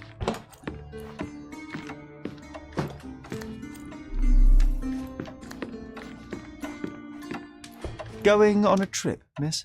No, I'm leaving permanently. This place brought me nothing but sorrow. I am sorry. What do you want?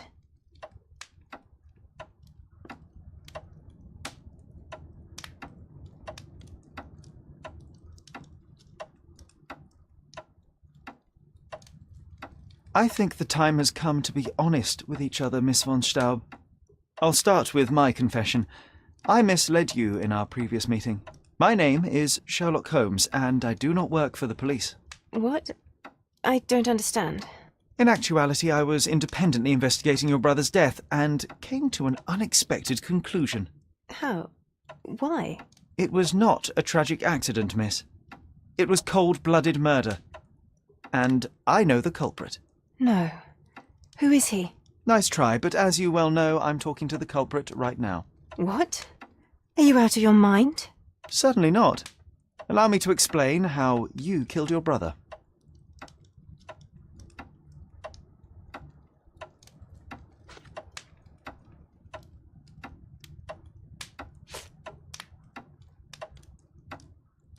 The missing box in your brother's room contained a lamat, the same weapon used for the murder. You stole it to kill your brother. What? No. Eric was obsessed with guns. I bet he simply left that revolver somewhere else. Yes, it was left somewhere else. The crime scene. Abandoned in panic, a typical feminine response. No, I've never been to that cursed place.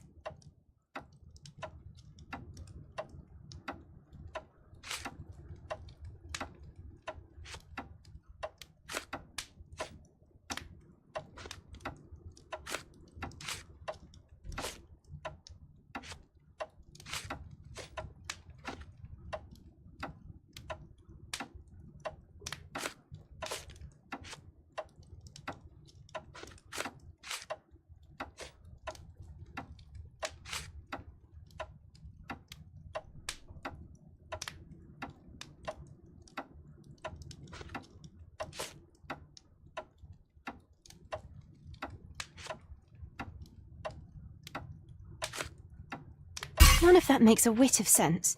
This is monstrous.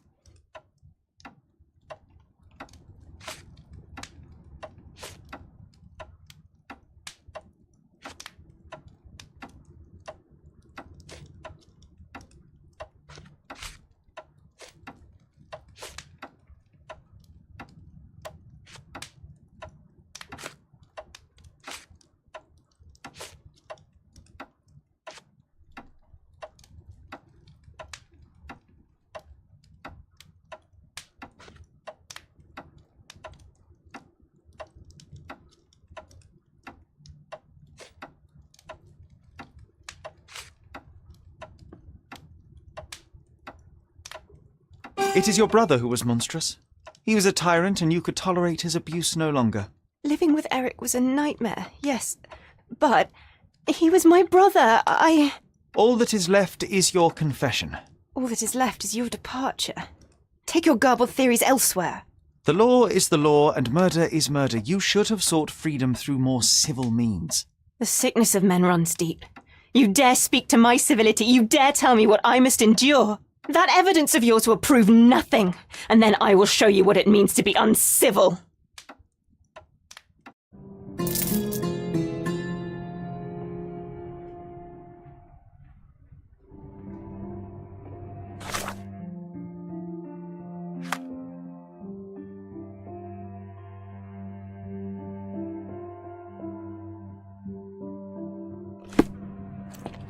Your evidence proves nothing, but it seems you barely care. Your evidence proves nothing, but it seems you barely care. Sherlock, she didn't deserve that. She just wanted to be free. Where's your compassion?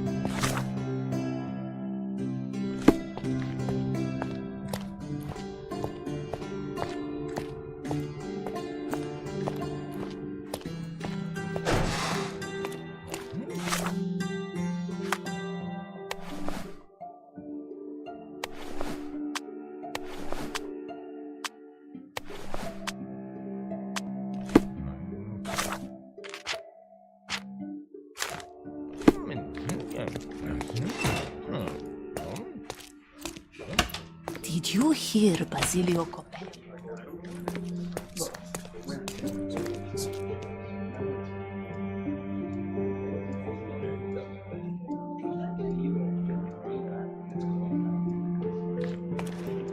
Did you hear Basilio Coppello is in jail? A dead body was found in his showroom.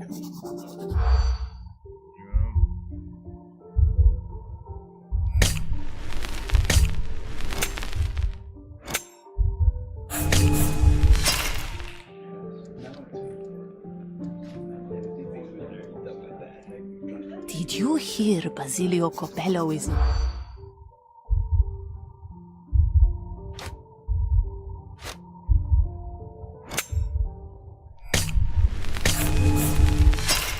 We've got to fall back, Sherlock. I think they're suspicious.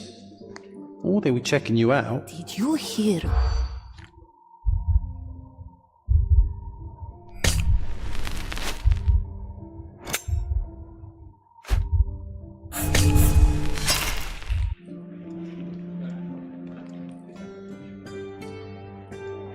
Did you hear Basilio Coppello?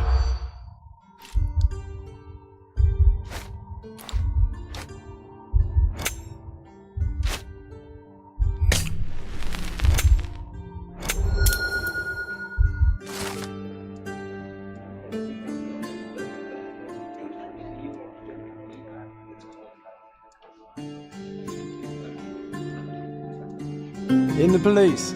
Let's pretend to be cops, eh? We can just stand around and look confused.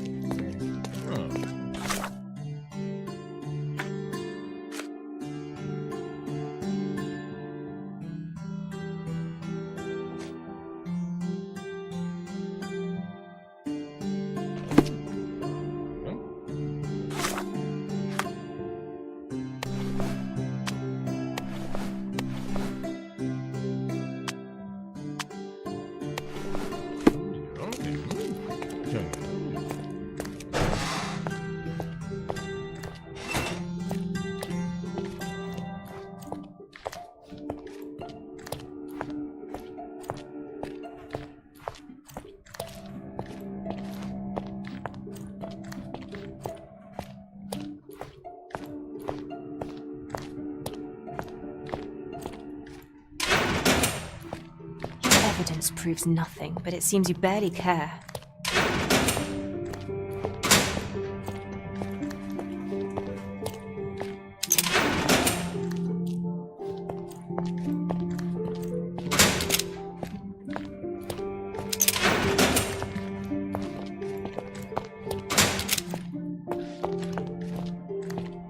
What a long day.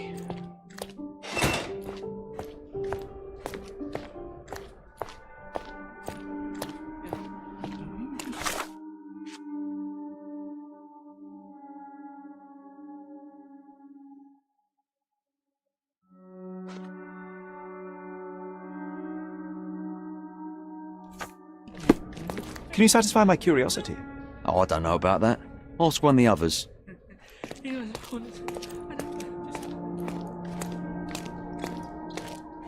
Are you able to help me? Unfortunately, my casebook is empty on this. Oh, I am bored. Call me when you find the answer.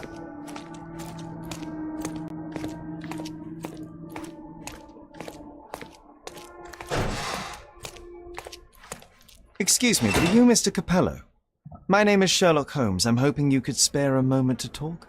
Manners, what a pleasant surprise. Most of your colleagues have lacked even the simplest of common courtesies. You're a suspect, sir, but not yet a criminal. I shan't treat you as such. Your case is refreshingly unusual, and I wish to get to the bottom of it. Manners and enthusiasm. Huh. May you go far, young man. What can I help you with?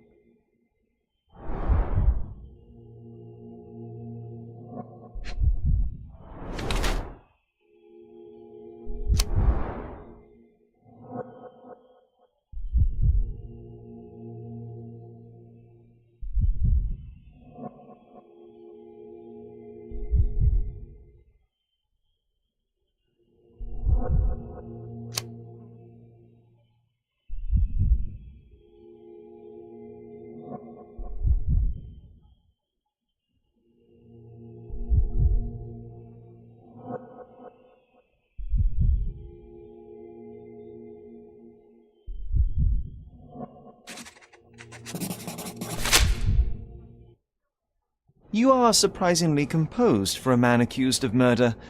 Not so easily shaken, I take it. Life is full of surprises. You'd be astonished how many deals go sour due to a force majeure. One becomes skilled at adapting. I am confident this will all be set straight. Until then, I will endure. And yet your fist tells a different story. It seems you recently found yourself in a fight. A fight? I'm afraid not, young man. It was a minor mishap, with none such adventure. To succeed in life, you don't need to fight. One must simply be smart and persistent. I am speaking from experience. Please, tell me how you ended up in this situation. Well, this morning some clients arrived to finalize their purchase of a Capello modular safe. But when we opened the door, out tumbled a dead man. And I take it this wasn't normal? No, I normally keep my corpses in the wardrobe. Please, young man, spare me your wit. The rest of the day was a blur. I recognized the victim, and it seems so did the police. That was enough to make me the main suspect. Who sent for the authorities? No one. As it happens, we had a break-in last night. Nothing was stolen, but for insurance purposes, the report had to be made. So, police officers just happened to be on the premises when we discovered the body in the safe. You say you became the suspect when the police identified the victim. Is there history between you? Surely you jest. That man and I have never met, and never would, unless he became the first deity in history to use our products. Some sort of family feud? I'm afraid I'm not familiar.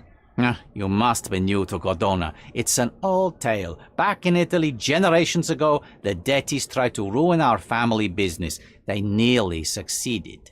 The Capellos rightfully struck back, but there has been bad blood ever since. And does that blood flow in you too? I told you, sir, it's an old story, or it was. I fear this horrible event portends worse to come. My wife may be in danger as we speak. You mentioned you were showing your wares to some prospective buyers when the safe was opened. Who were they? Clerks from the bank. They inspected the safe from top to bottom yesterday. I assumed the sale was just a formality at that point.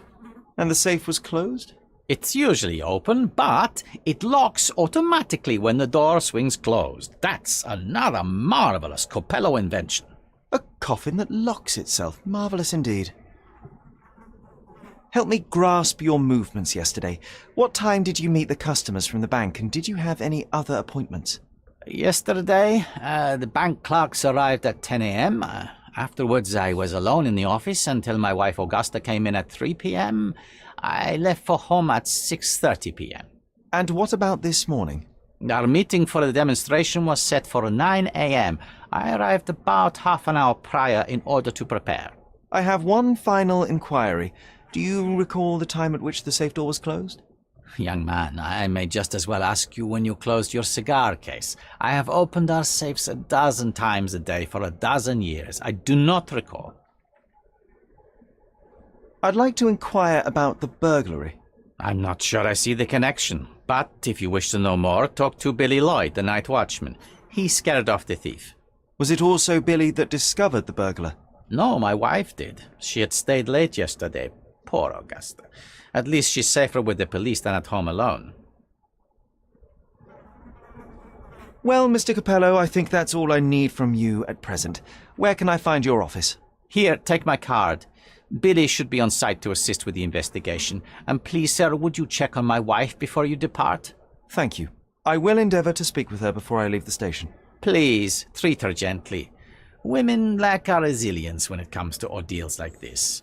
I shall eagerly await your return. After all, little else I can do.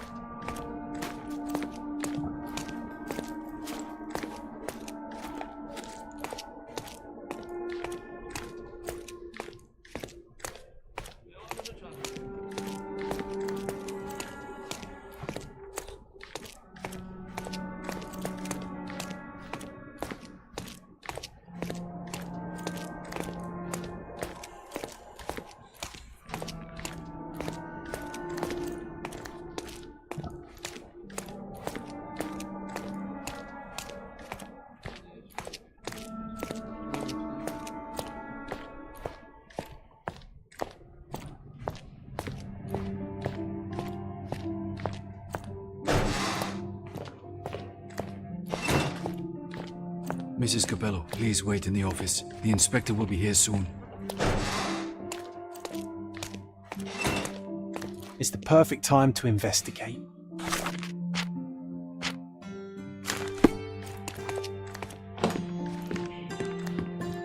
You must be the inspector. Would you be Augusta Capello? Must I really repeat myself to every baby-faced man in uniform that strides in? Forgive me, I am not the inspector, but I am working on your husband's case. Then I have nothing to say to you. Come back with the inspector in charge so that we may dispense with the endless repetition.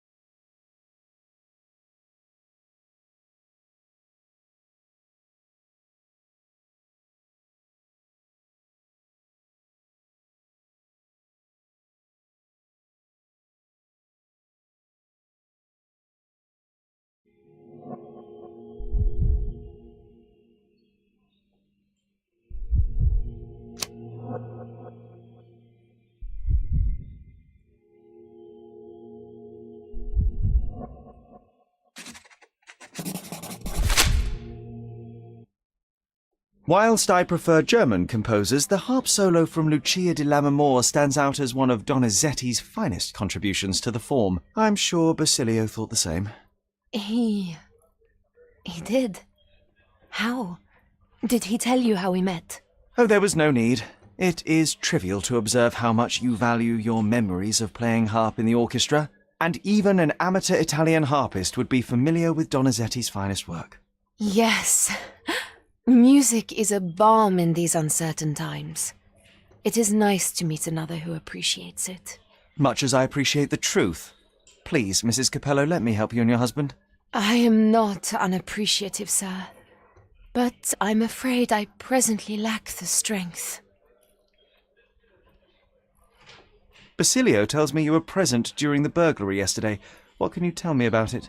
Oh, it gave me such a fright. I fainted, fell to the floor. I wish I could help you, but I'm just utterly useless. Please, I want to rest before the inspector arrives.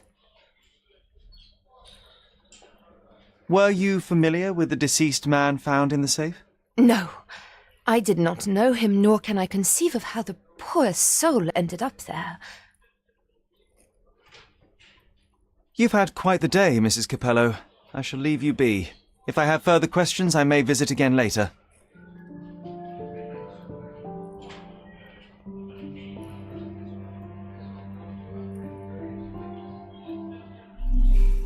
Please let me rest. Come on, Sherry. Say, I am the law.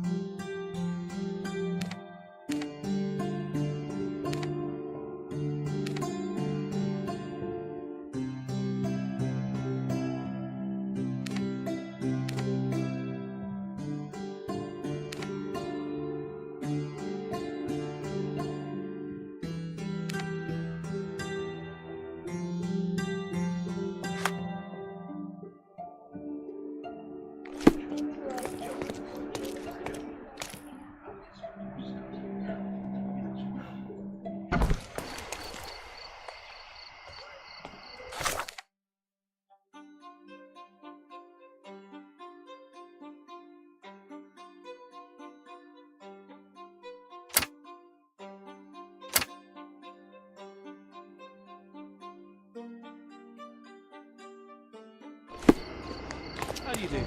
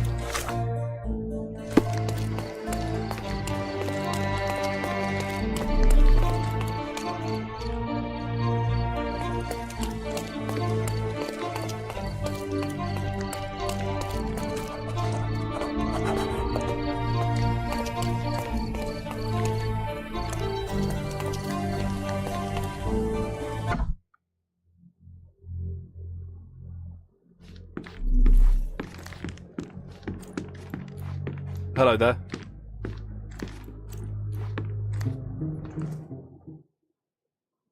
Ill-fitting pants, wonky nose, and hair that appears to have been cut by your own hand. You must be Billy Lloyd. Oh, it's you! I knew you'd cut. You did? You're Mirko Gallia, the best investigative journalist on Cordona. I'm a fan of your work. Alas, you're mistaken. The name is Sherlock Holmes, and your employer... Oh, of course. Discretion. I'm sorry. I doubt the policeman upstairs heard me, though, so your secret is safe with me, Sherlock. Mr. Capello told me you were present during the burglary and scared the criminal off the property? Yeah, you should have seen it. As soon as the burglars saw me, they went white as death. Ran out the back door of the office. I heard a thud and cat shrieks, so I think they went over the railing and into the bushes out back. Clearly, my reputation precedes me. Mr. Capello was so proud. You're a guard, but you didn't give chase. Well, by the time I made it outside, they were miles away. So I went back to help Mrs. Capello. That kind of gentlemanly courtesy is why I'm so well regarded round these parts.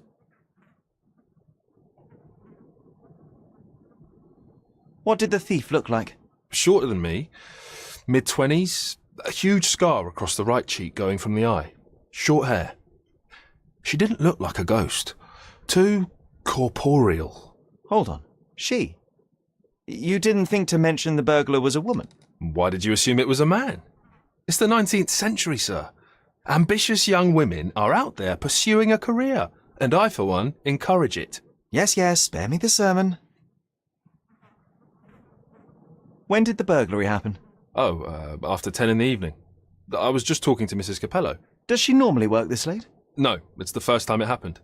Usually I'm alone at night.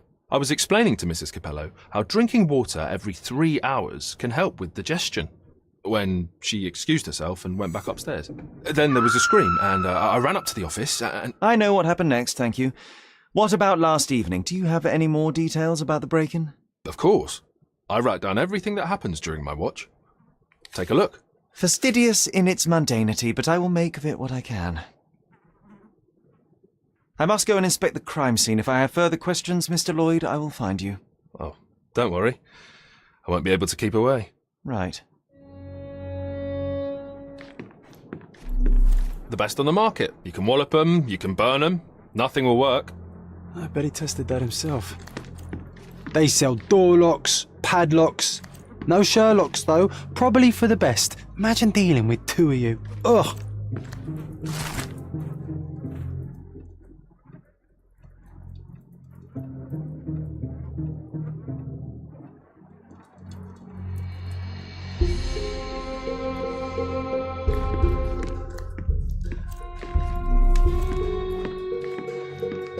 Strength, security, peace of mind.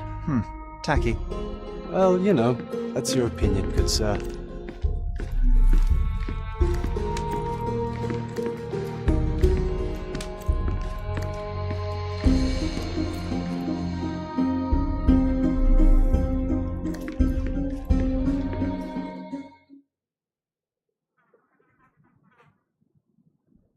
Is this code memo still valid? Oh, yes. It's the same combination code everywhere. It corresponds to Mrs. Capello's birthday, actually. In fact, during this year's celebration, I was allowed a sip of champagne. That's when I had to dry my trousers, and then I had to... Okay, thank you, Billy.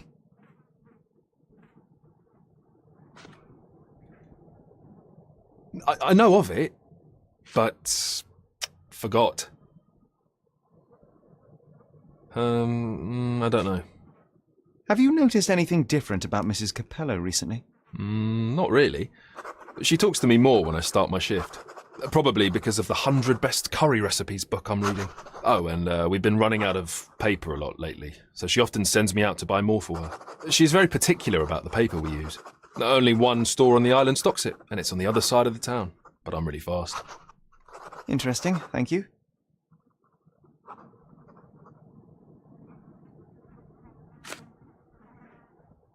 I know of it, but forgot. What can you tell me about Mr. Capello? He's a good employer, but very focused on work, and very serious about security, of course, since he employed a night watch of my caliber. Not everyone appreciates his strict business approach, though. Store clerks don't seem to last long in the office. Good to know.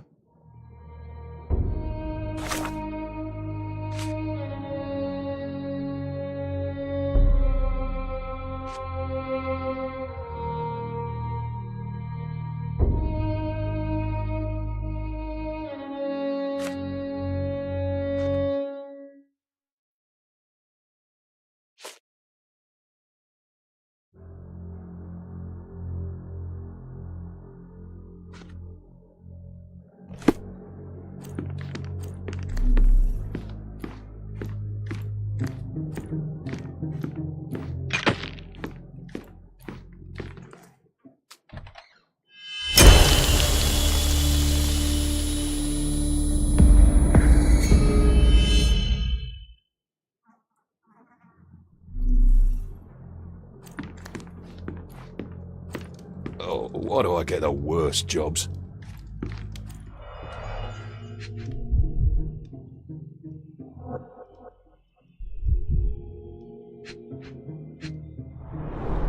The bottle is half empty. A wine, well enjoyed.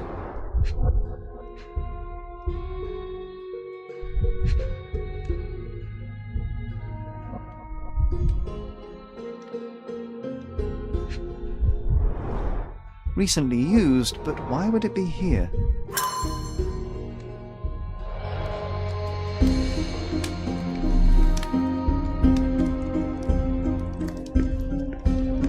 Wouldn't want to be in his shoes. I'm a bit claustrophobic.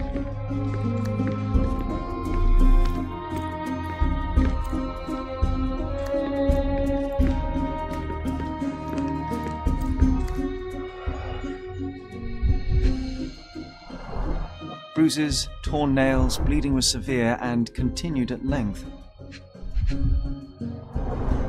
Bulging veins, cyanosis, bloodshot eyes, odd foaming in the mouth. Clear indications of blunt trauma, possibly inflicted before the victim was in the safe.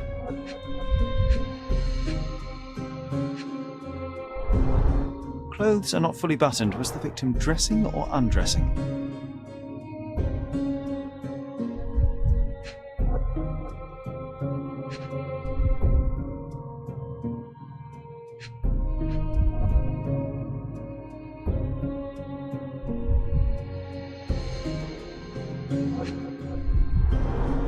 Blood on the safe door could have been left by the victim. What a rotten way to die. Yeah, what a shame.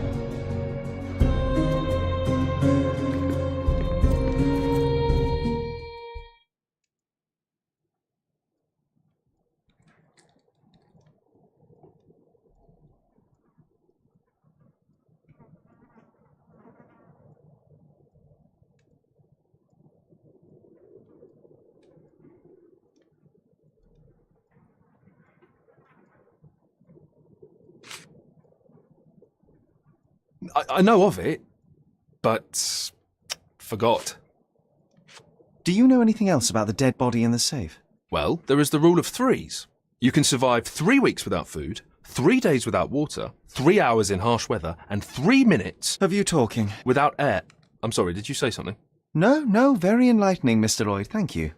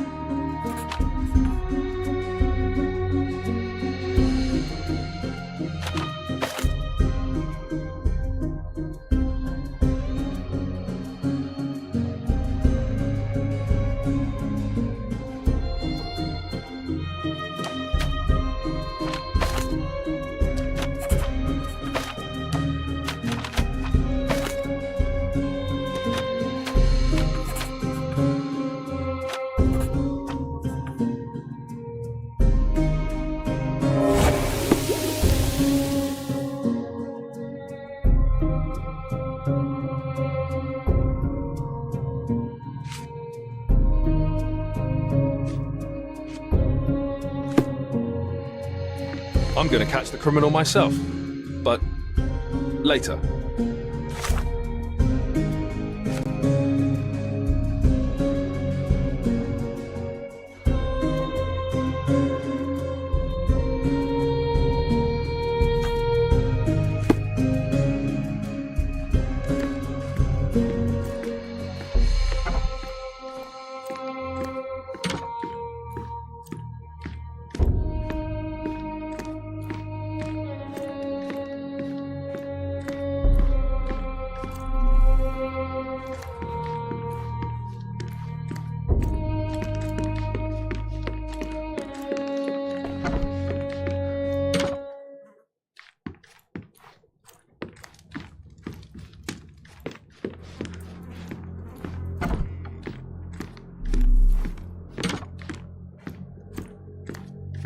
swear I just saw a lion out there, on the railing.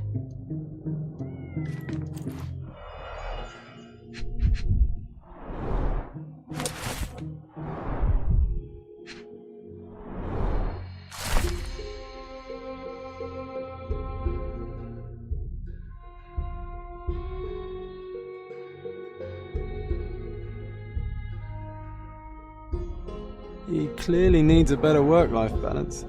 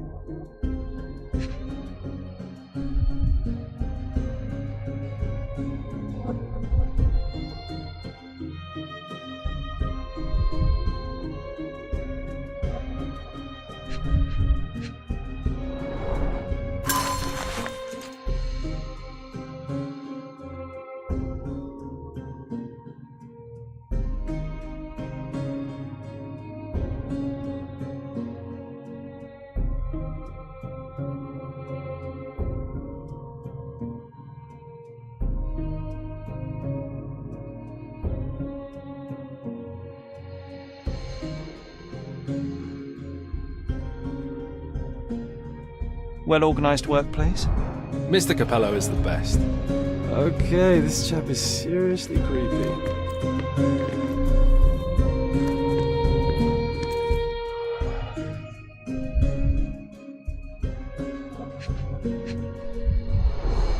Two theatre tickets for Shakespeare's Othello. The performance is tomorrow. Have to respect the classics.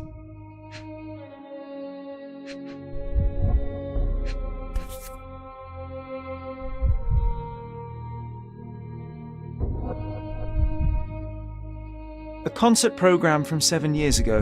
An Augusta La Duca is listed as a harpist in the orchestra.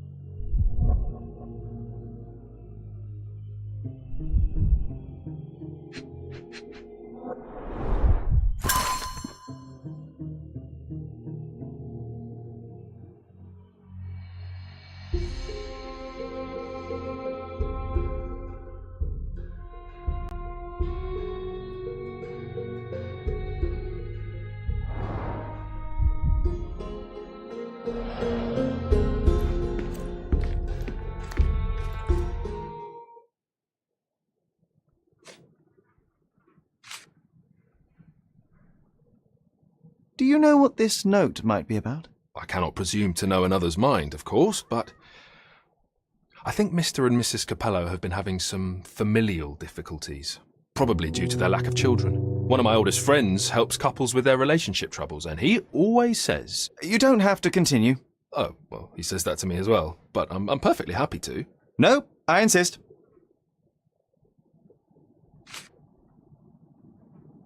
I don't know. Do you know anything about these entries? No, but Mr. Capello is so well organised. I use a different method, very popular among the Buddhist monks. You create an attic in your mind and... I'm familiar. Keep it tidy, put only necessary information in, remove unnecessary information regularly. What? No, it's called an attic. You just stuff it with everything. You never know what might prove helpful someday. That is profoundly upsetting. Do you know whose keys these are? Probably Mr. Capello's. Police took him so suddenly. I have the same set, but it's more efficient. Has fewer keys. So you don't have access to the entire office? No. Only Mr. and Mrs. Capello have the key to the back door.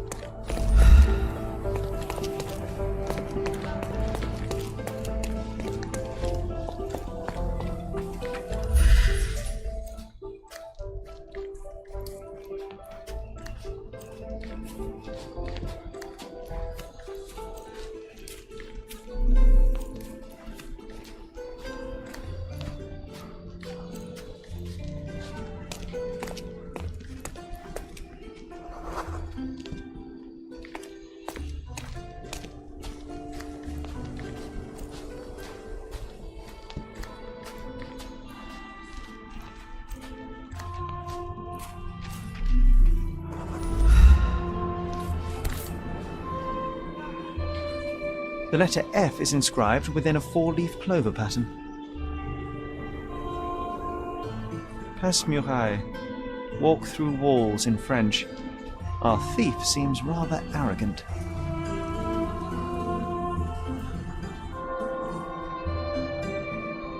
A comprehensive set of lockpicks, recently cleaned with no fresh scratches.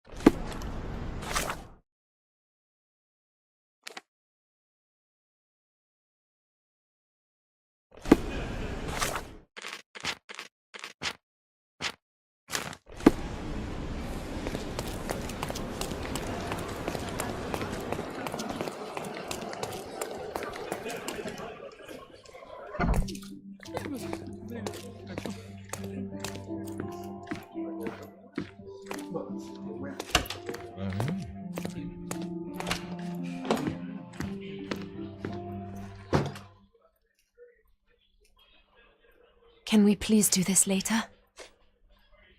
I don't know.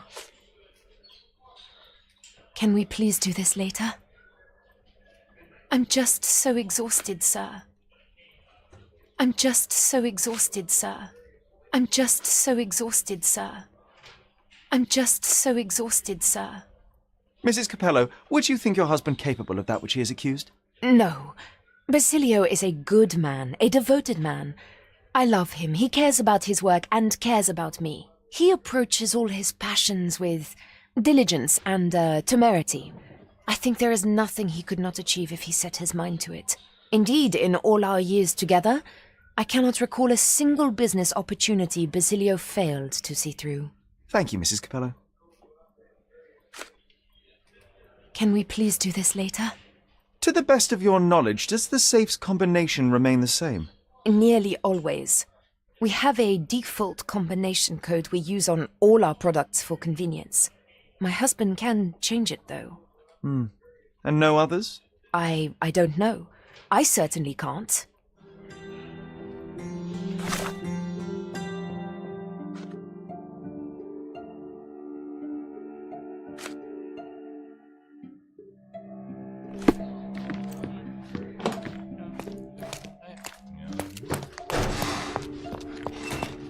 Oh, what a long day.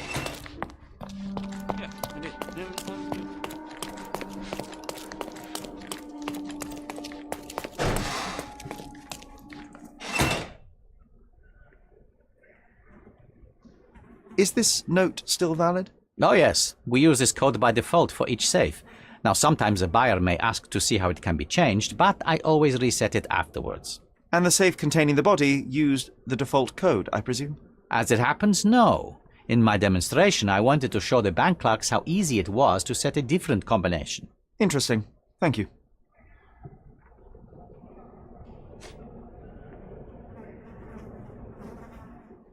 I'm afraid I have nothing to add to this. Another question? Another question? What was your intent behind this note? This is private, young man, and hardly relevant. Its relevance, as it were, remains to be seen.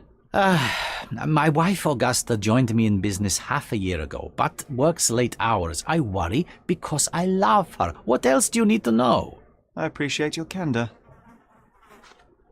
Another question? I'm interested in some entries in your diary that may prove important. Could you elaborate on these ones here? Bene. I won't name the detective, but rest assured that is unrelated to the investigation. It is just one of our clients. And those safe entries are about an interested party who was going to purchase the product. We met yesterday, and today we're to finalize the transaction. Alas, that opportunity is no more. You've been a good help. I'm afraid I have nothing to add to this. I'm afraid I have nothing to add to this. How long have you known your wife, Mr. Capello? How is that relevant, young man? Please, I need a complete picture of all the parties involved. Consider, perhaps, the possibility that the burglar was targeting your wife. It seems unlikely, though if a Detti was out to threaten my wife... We met 7 years ago. Augusta was a harpist with an Italian orchestra. The passion in her eyes back then. I am glad she still has some of it now. And you and your wife get along well? I love her most dearly, and I know Augusta loves me. I fear someday she may be bored at work, but I try to give her all she wants.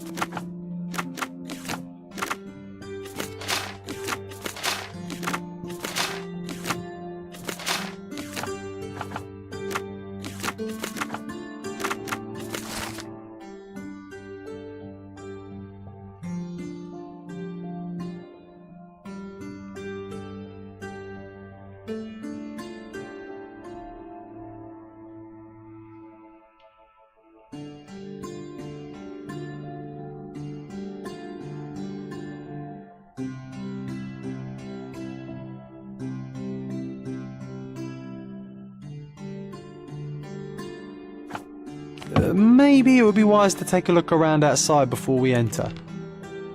Just a thought.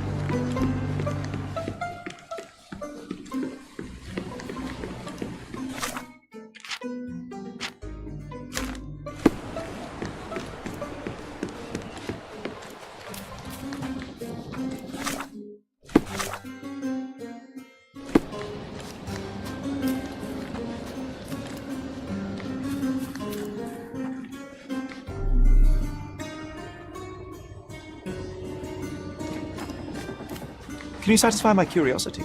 You and I are the economic foundation of this island. We should help each other. But I don't know what you are talking about.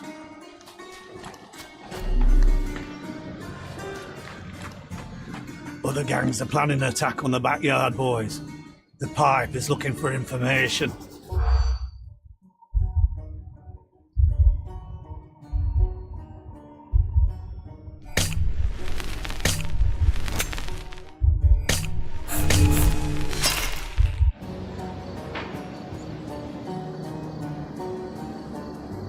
Other gangs are planning...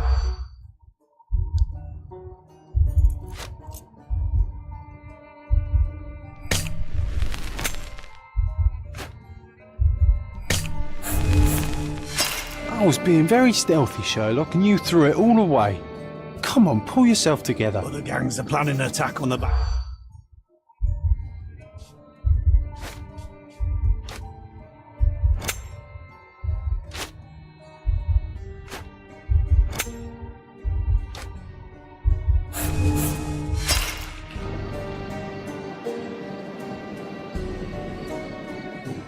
Other gangs are planning it.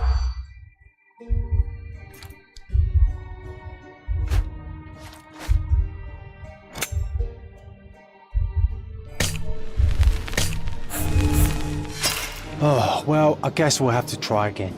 Remember to focus only on what's relevant to the room. Other gangs are planning an attack.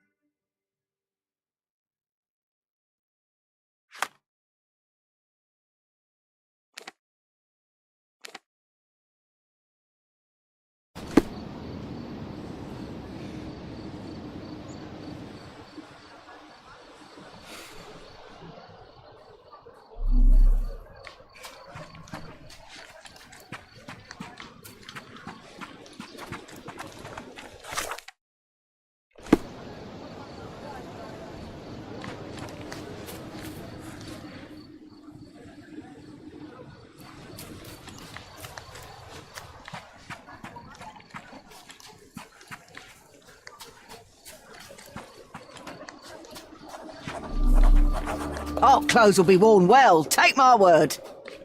Step right up. Why would you even come here then?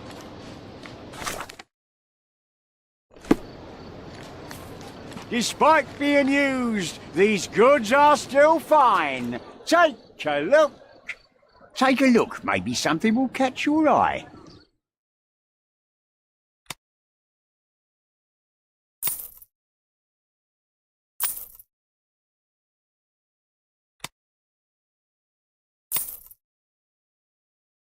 I hope you like what you bought.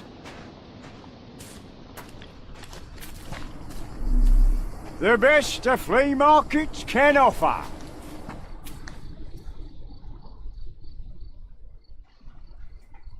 Hello, mister.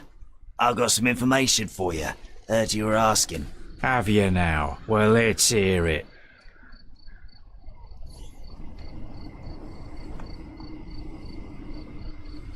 So the bandits, right? Not coming. Bigger fish to fry, they say. Bigger worries. Interesting. Are you absolutely sure? Heard it with my own ears. Lord is my witness. Oh, good. Here you go. Buy yourself something nice. Might I suggest soap? Oh, thank you, mister, thank you. What a simpleton. Supposed to be Philip from London. Good impression.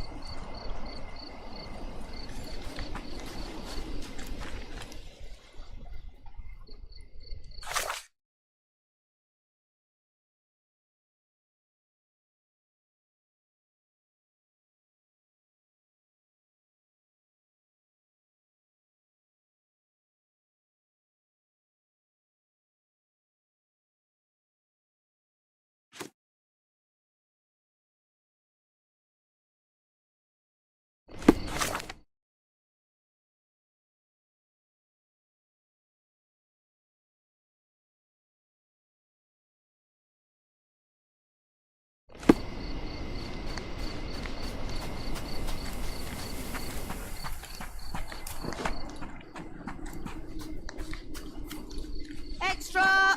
Extra! Magda von Staub misunderstood. The weak case dismissed. Miss von Staub is soon to be released. The cheapest news on the island. Thank you.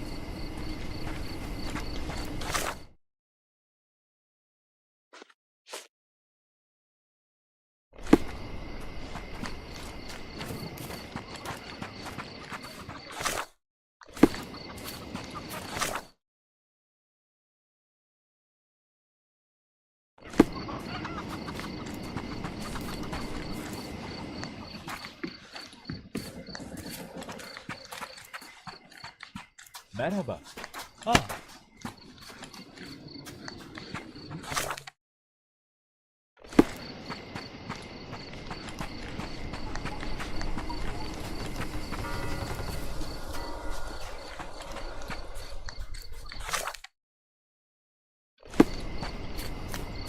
The worst clothes at the best price.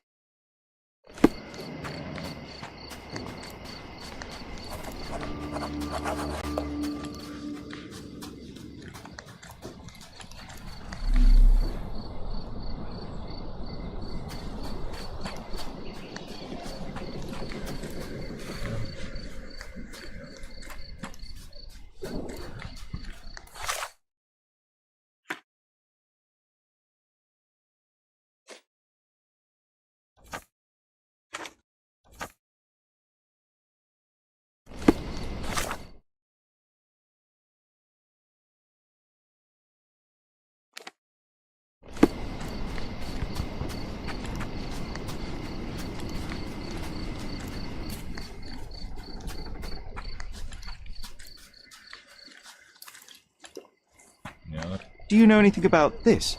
No, brother, I've never heard of this.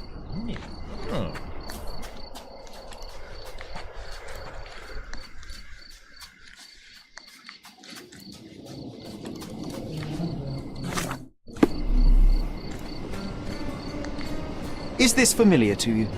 I would like to help a companion in misfortune, but I know nothing about this.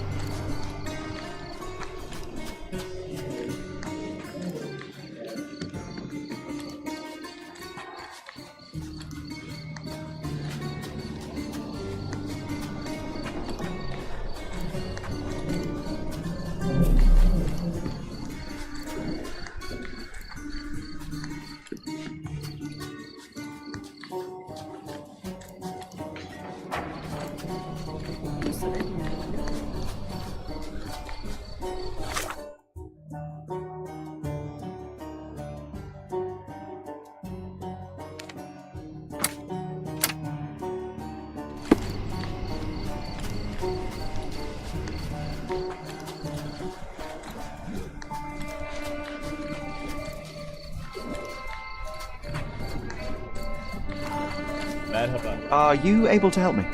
No, brother, I've never heard of this.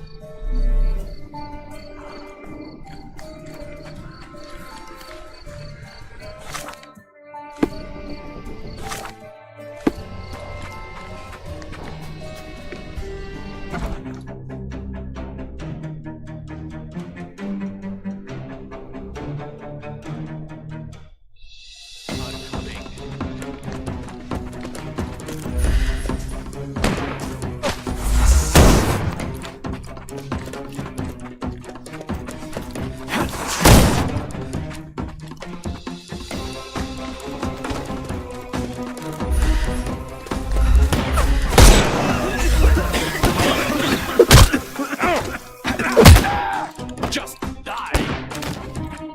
I'm coming!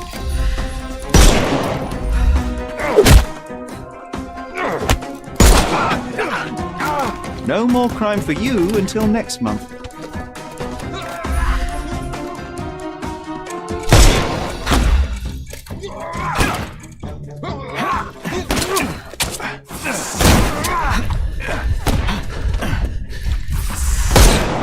Take this!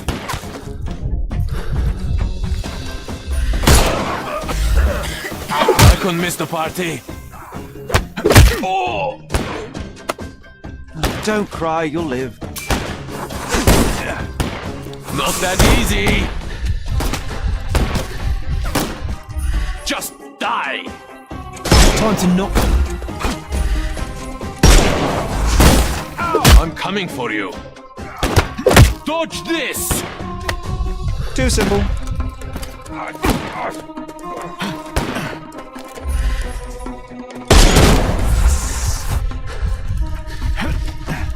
I couldn't miss the party. Don't bother moving. You've lost.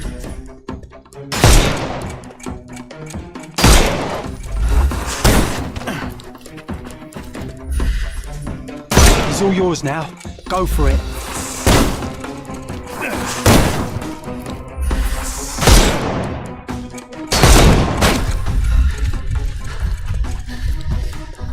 Just die!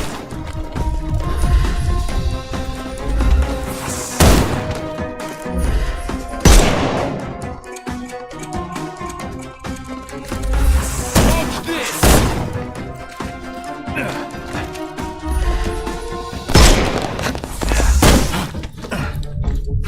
I'm coming. I'm coming for you. The snuff's ready.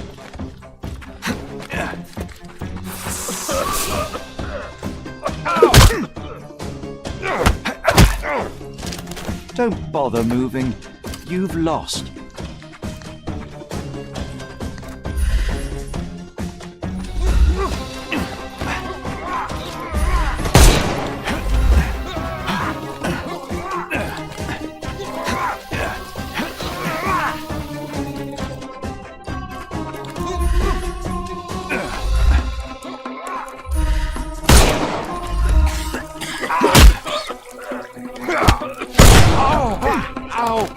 Don't cry, you'll live.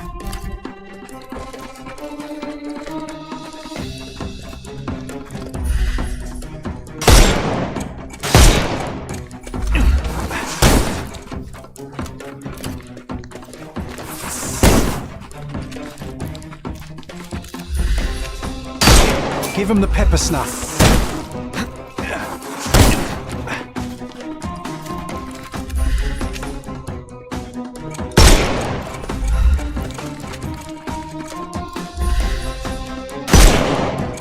Time to knock this guy out.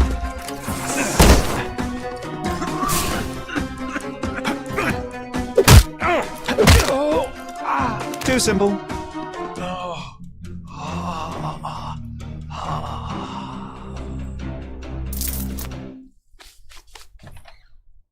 Okay, I give up.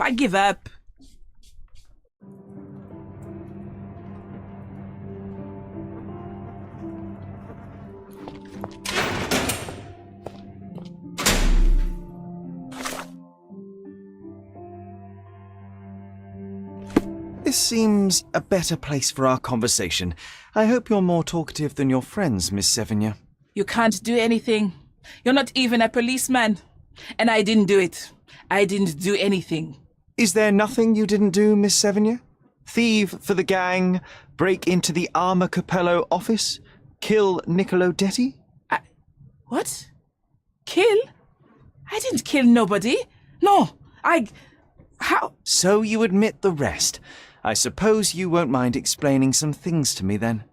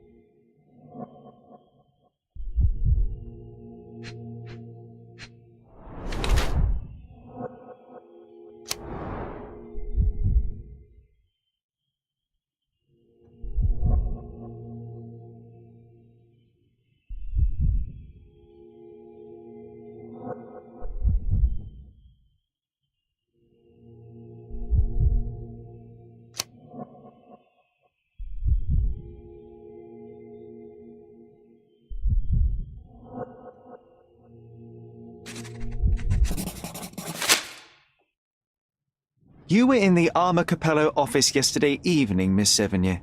The same place that Niccolo Detti was found dead today. What happened? How would you know? You can't prove anything? It's written all over you, Miss Sevigny. I presume you did not intend your evening to end with a fall over the railing and a fracas with felines? Need I continue? Zut alors!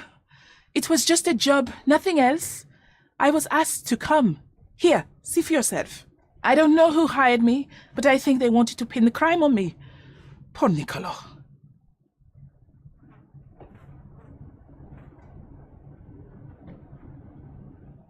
You knew Mr. Detti, how? Niccolo and I grew up together. I hadn't seen him in years, then ran into him on the street, smiling with some lovely lady on his arm. And that was the last time you saw him alive? Wait, until I found him dead yesterday. That same woman was there, too. It can't be coincidence. You saw a woman in the office? Mm-hmm. She started screaming, so I slammed the safe door and ran when I saw a guard coming. When were you offered this job? Mon Dieu. I don't remember precisely. I think the letter arrived around 9:30 in the evening. It sounded tricky, but the money was good. And you arrived at the office? Perhaps 45 minutes later. I am very good, sir. I was in and out in 5 minutes. I don't like lies. No, wait. Okay. It took 15 minutes. All right? Still impressive, no? Your thieving days may well be over, Miss Sevigny. Until this matter is resolved, you will remain here. Good day. Oh, Sherry, disappointing. We were putting on a show and you call it off halfway through.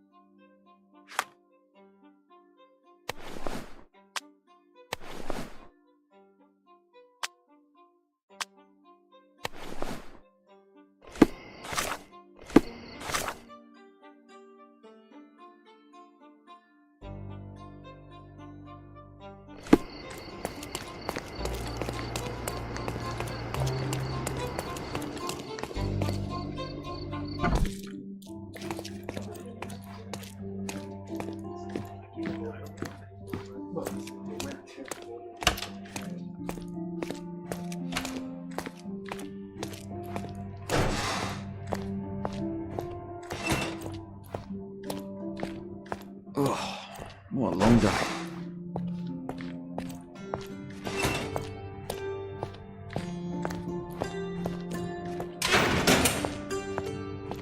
And here we are, Miss Sevigny.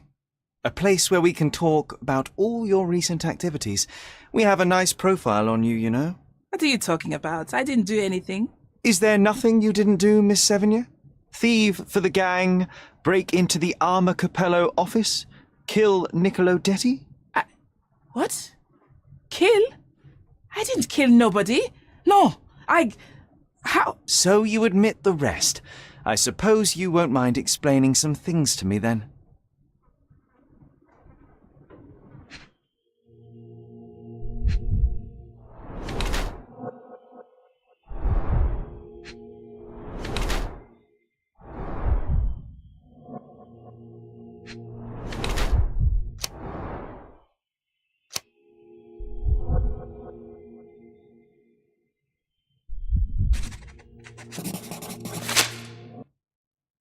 You were in the Armor Capello office yesterday evening, Miss Sevigny. The same place that Niccolo Detti was found dead today. What happened? How would you know? You can't prove anything? It's written all over you, Miss Sevigny. I presume you did not intend your evening to end with a fall over the railing and a fracas with felines? Need I continue?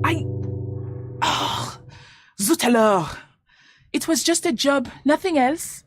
I was asked to come. Here, see for yourself. I don't know who hired me, but I think they wanted to pin the crime on me. Poor Niccolo. You knew Mr. Detti, how? Niccolo and I grew up together. I hadn't seen him in years, then ran into him on the street, smiling with some lovely lady on his arm. And that was the last time you saw him alive? Well, until I found him dead yesterday. That same woman was there, too. It can't be coincidence. You saw a woman in the office? Mm-hmm. She started screaming, so I slammed the safe door and ran when I saw a guard coming. When were you offered this job? Ah, mon Dieu. I don't remember precisely. I think the letter arrived around 9:30 in the evening. It sounded tricky, but the money was good. And you arrived at the office? Perhaps 45 minutes later. I am very good, sir. I was in and out in 5 minutes. I don't like lies. No, wait. Okay. It took 15 minutes. All right? Still impressive, no? Your thieving days may well be over, Miss Sevigny. Until this matter is resolved, you will remain here. Good day.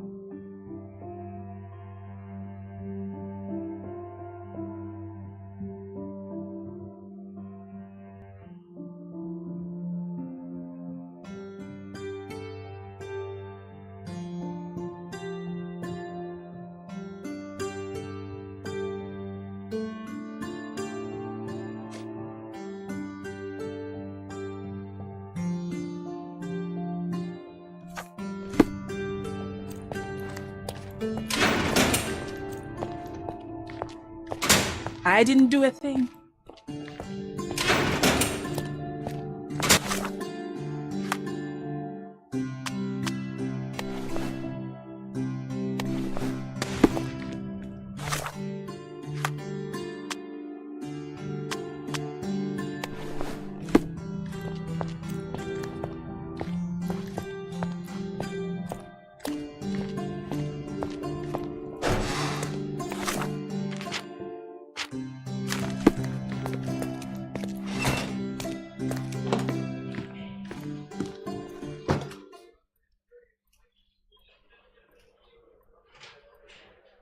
What exactly was your relationship with Niccolo Detti?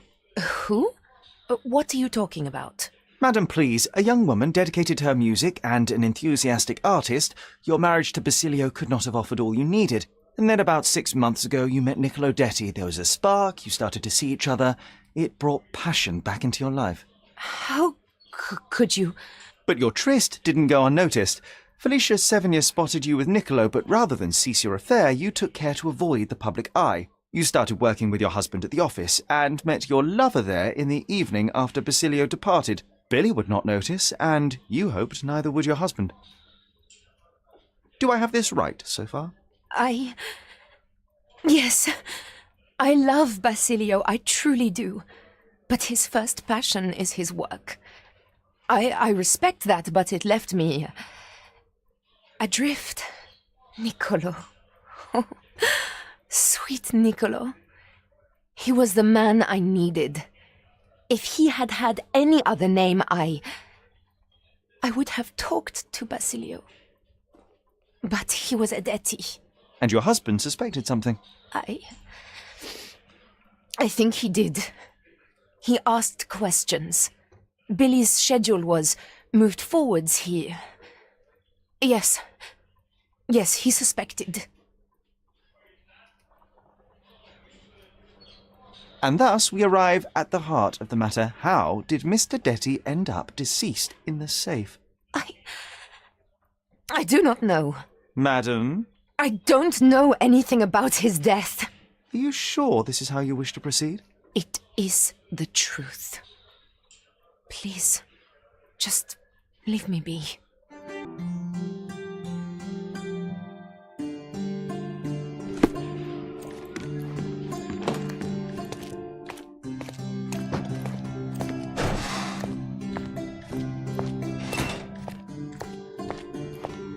Oh, what a long day.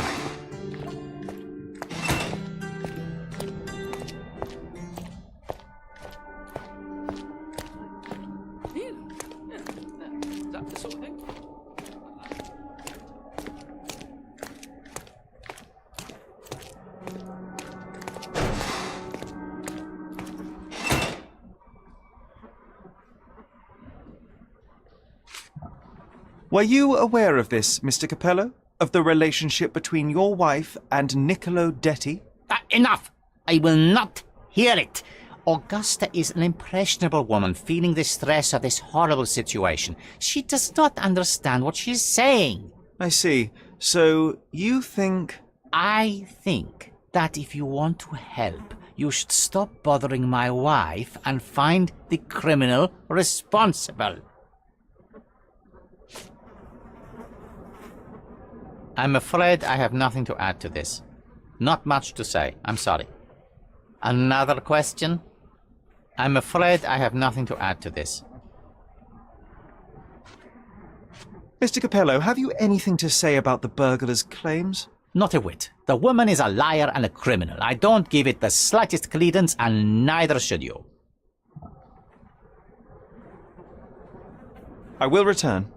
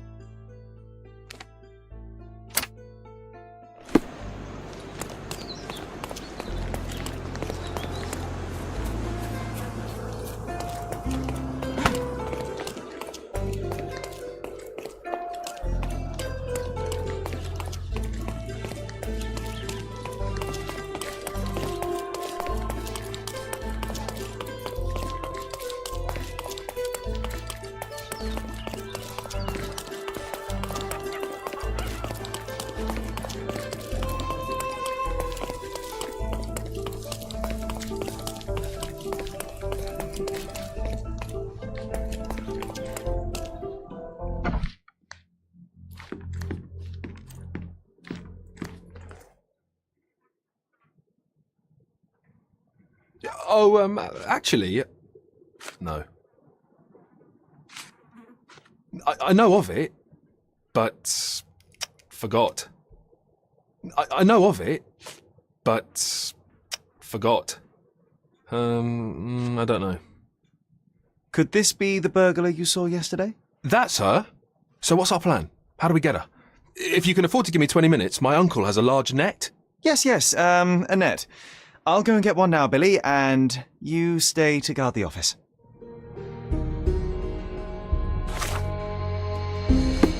I'm going to catch the criminal myself, but later.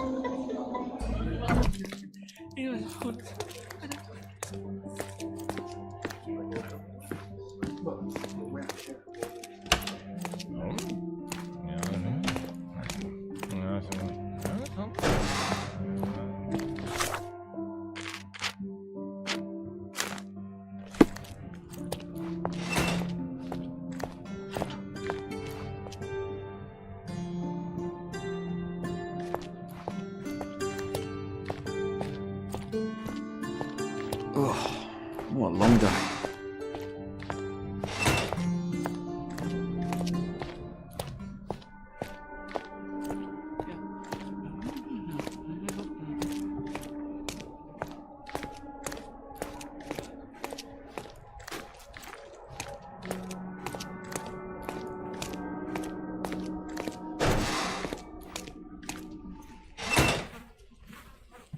I believe that I have found the truth, Mr. Capello, and that truth does not show you in a good light. And here I thought I had found a bright mind. Why would I need to kill Niccolo Detti? It's simple.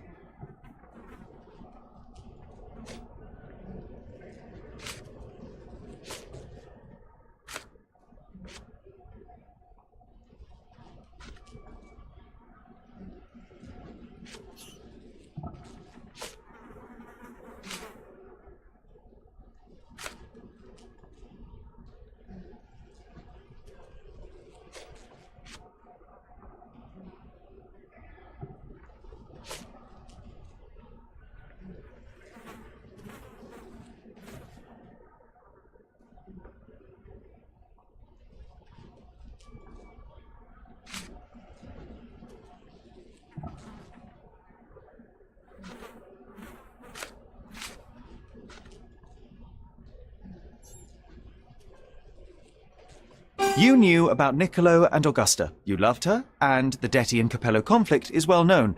You had to protect your family's reputation. Ha!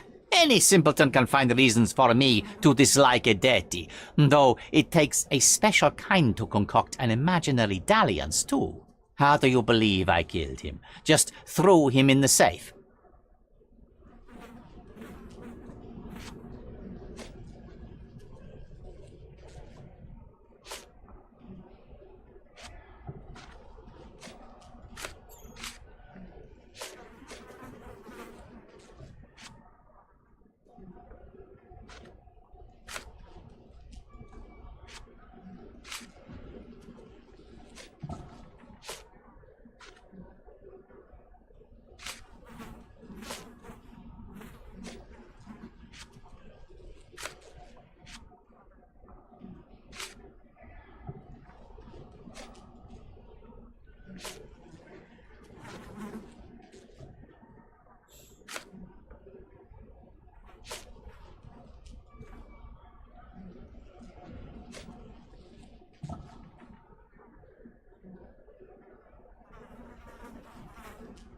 That could have sufficed. Niccolo may have been unconscious, and you admitted you had full access to your office for most of the day. Or you could have changed the code during the day, then arrived unannounced in the evening to leave him nowhere better to hide. And why on earth would I do that? To get rid of a Detti? To force a confrontation with your wife? Either seems entirely plausible. To you, perhaps. But how would I even know when to do the deed, huh?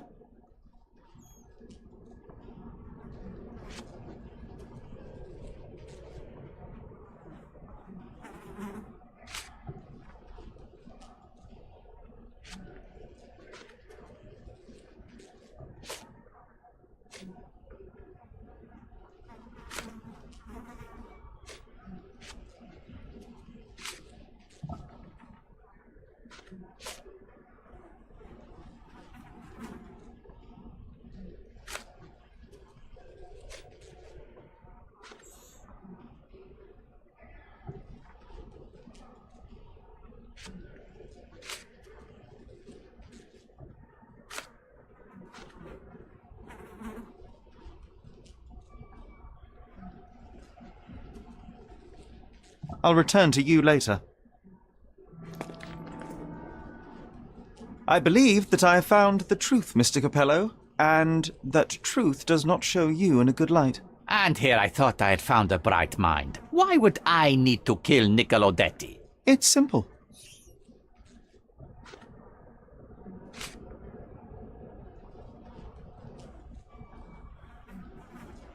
You knew about Niccolo and Augusta. You loved her, and the Detti and Capello conflict is well known. You had to protect your family's reputation. Ha!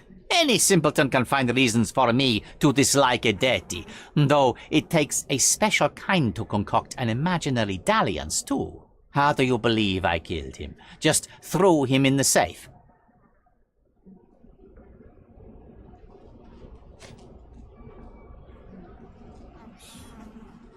That could have sufficed. Niccolo may have been unconscious, and you admitted you had full access to your office for most of the day. Or you could have changed the code during the day, then arrived unannounced in the evening to leave him nowhere better to hide. And why on earth would I do that? To get rid of a Detti? To force a confrontation with your wife? Either seems entirely plausible. To you, perhaps, but how would I even know when to do the deed, huh?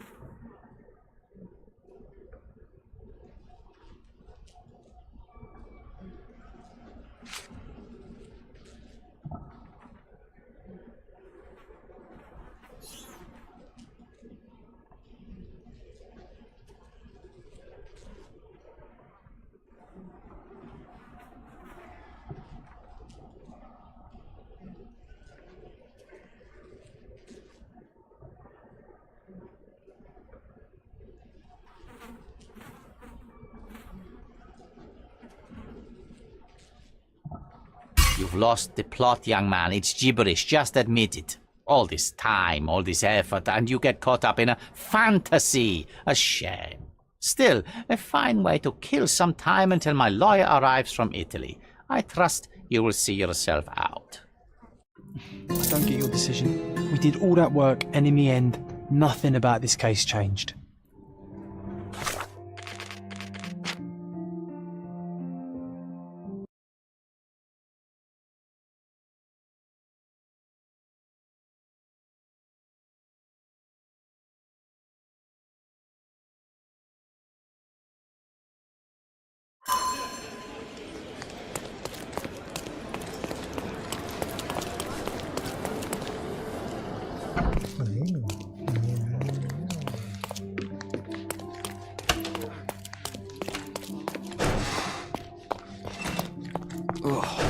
What a long day.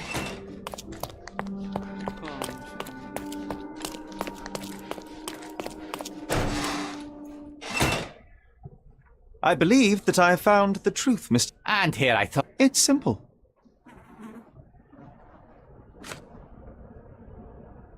You knew about Niccolo and... Ha! How do you believe...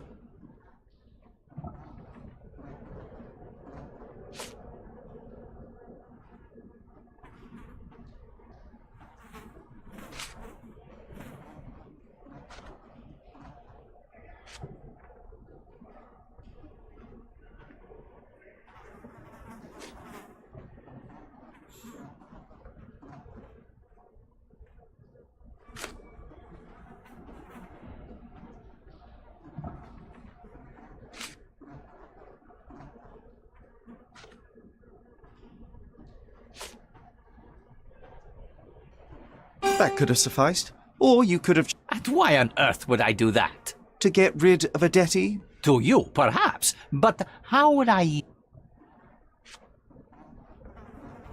You planned this.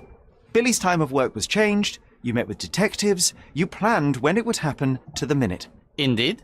How very convenient. Except the detective was my client, and I moved Billy's shift because I was worried about Augusta.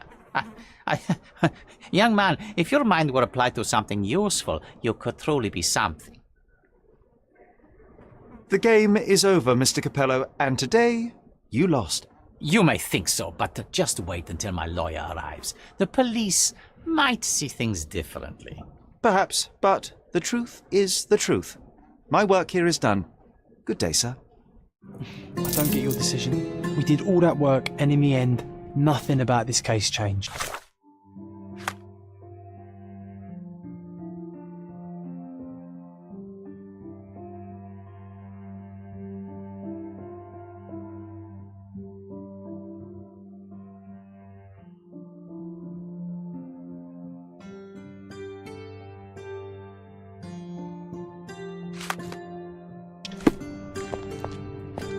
Come on, Sherry. Say, I am the law. What a long day.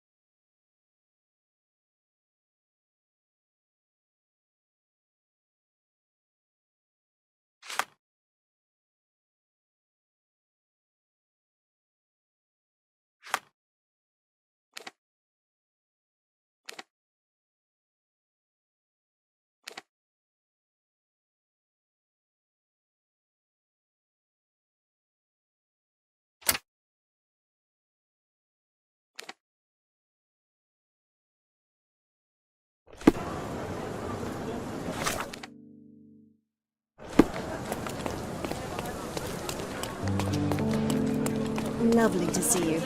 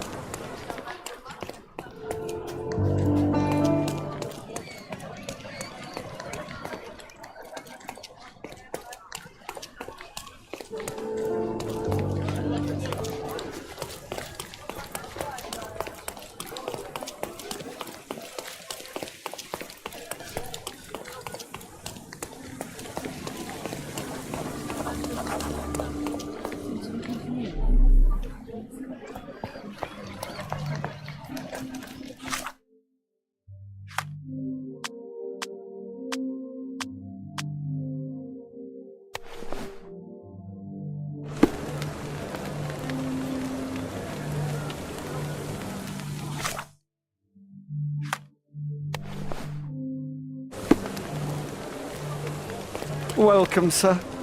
I do hope you enjoy yourself.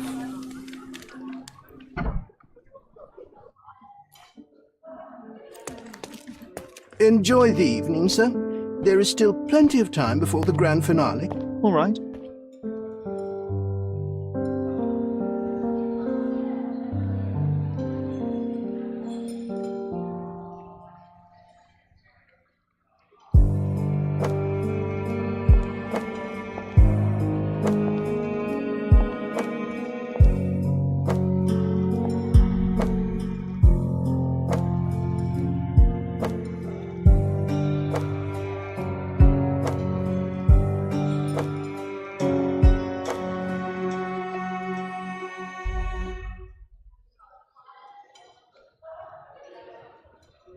What if I write an article about these people here? Can you help me gather information about Cordona's...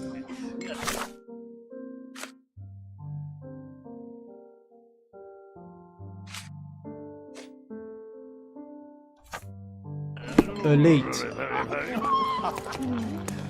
I'm so excited about the event.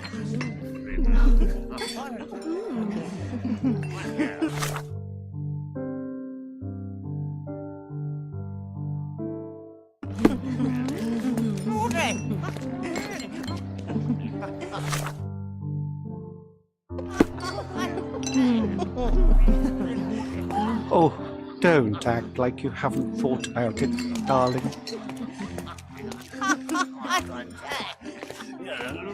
Ogle's gallery has a backer, I see.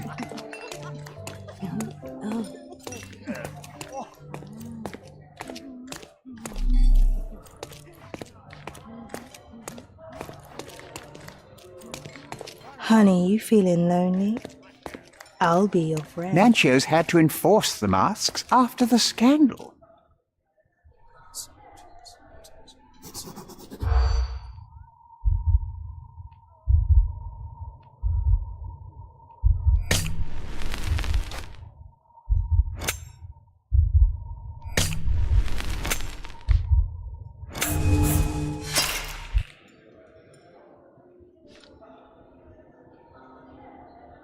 Nancio's had to enforce the masks after the scandal.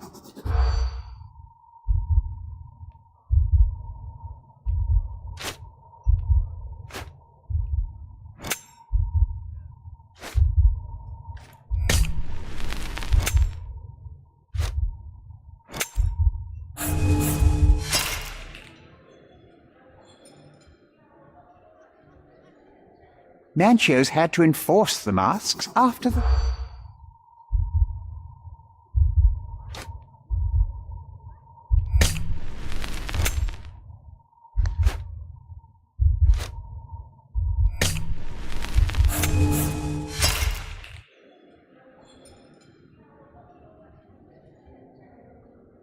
Nancho's had to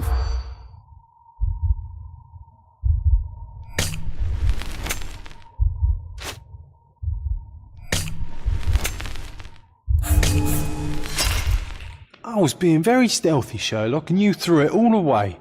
Come on, pull yourself together. Nancho's had to enforce...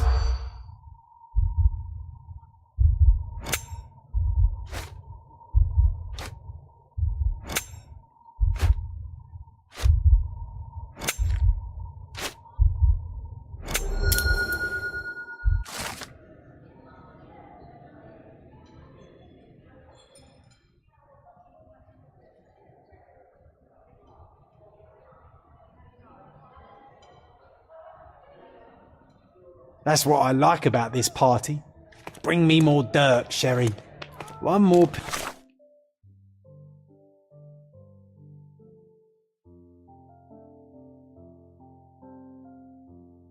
piece, and I can expose these base hedonists.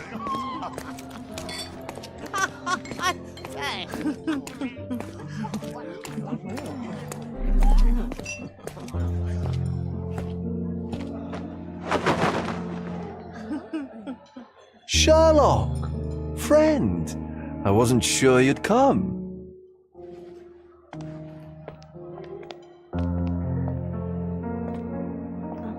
Verner, I see you are not yourself. The more time you spend here in Cordona, the more I feel it my duty to bring you into our world and show you all we have to offer.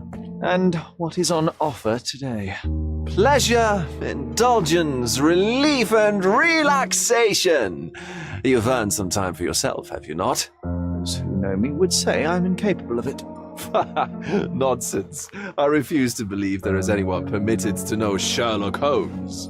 You may be right. Then free yourself from inhibition and expectation. The night is young, and so are the guests. You should try to enjoy both. It's not healthy for handsome men to spend every night alone, and certainly not in a house filled with such melancholic memories. I must admit, my travels have proven more taxing than expected. I'm less confident in my life and myself. A time of relaxation seems a distant dream. So can I tempt you with a physical aid to your moral consolations? There's wine, of course, something to smoke, or perhaps an artificial paradise? Yes, something more spiritual, a potentiator to sharpen the mind. A 7% solution of, well, that'd be telling, but you must try it. My mind already operates at a far higher level than most. I struggle to believe anything could improve it. My ultimate duty is to provide the world with truth, and I do that perfectly well as is. Duty? You've never cared about that before. Of course I do. Exposing a lie, revealing a fact, that is a moral responsibility. That's not morality. Morals are what happens afterwards when truth collides with consequence. Do you ever follow up on cases you solved? Do you ever see what happened next, visit the victims, ensure justice is served in the courts? And how do you choose where to direct your attention? Are there not deserving causes to which your brilliance could be applied but isn't? You ascribe me more power than I possess. I have a narrow skill set and work within that mandate. What occurs afterward is irrelevant. With every action or inaction, you place a finger on the scales of morality. Many in the city would see you as abdicating your responsibility. I haven't. Not me, of course. Morality is subjective, just like truth. There is little to be gained from indulging in it, and far better things to indulge in. Now I must insist on easing any burdens I've placed upon your shoulders. Show yourself a kindness, and try this rather delectable concoction.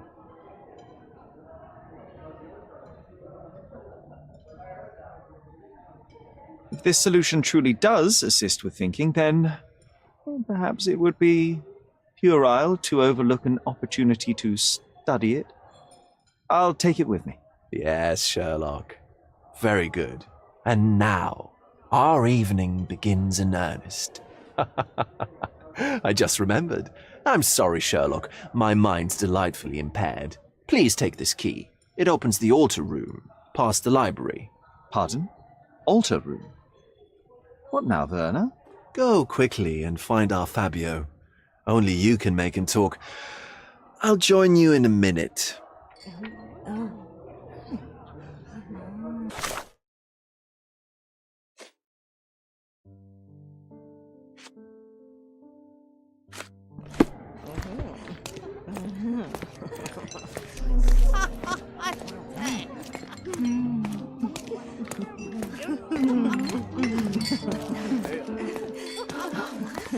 I need a rest from my insatiable wife.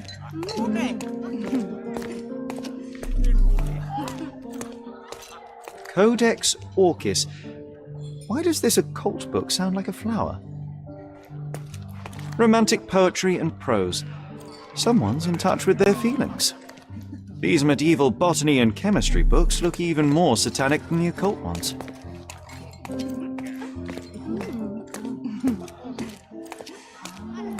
One of these books must open a secret passage. I know it.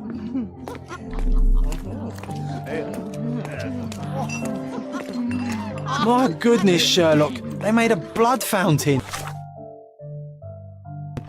No, John, it's definitely not blood, just wine. Cahors, is it a guess? Do you know what was here before Manchiosa's family bought it?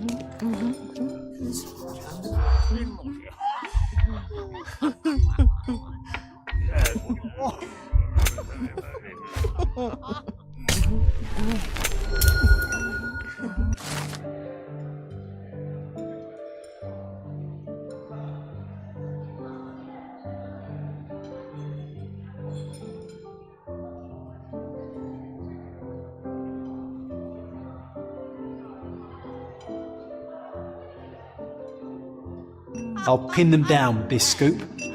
Thank you, Sherlock.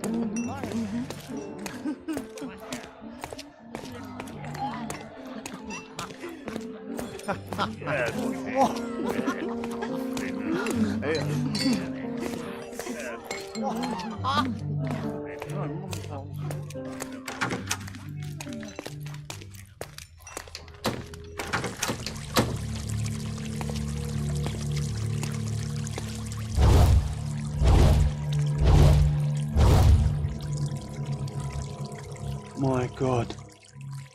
Was he here this whole time?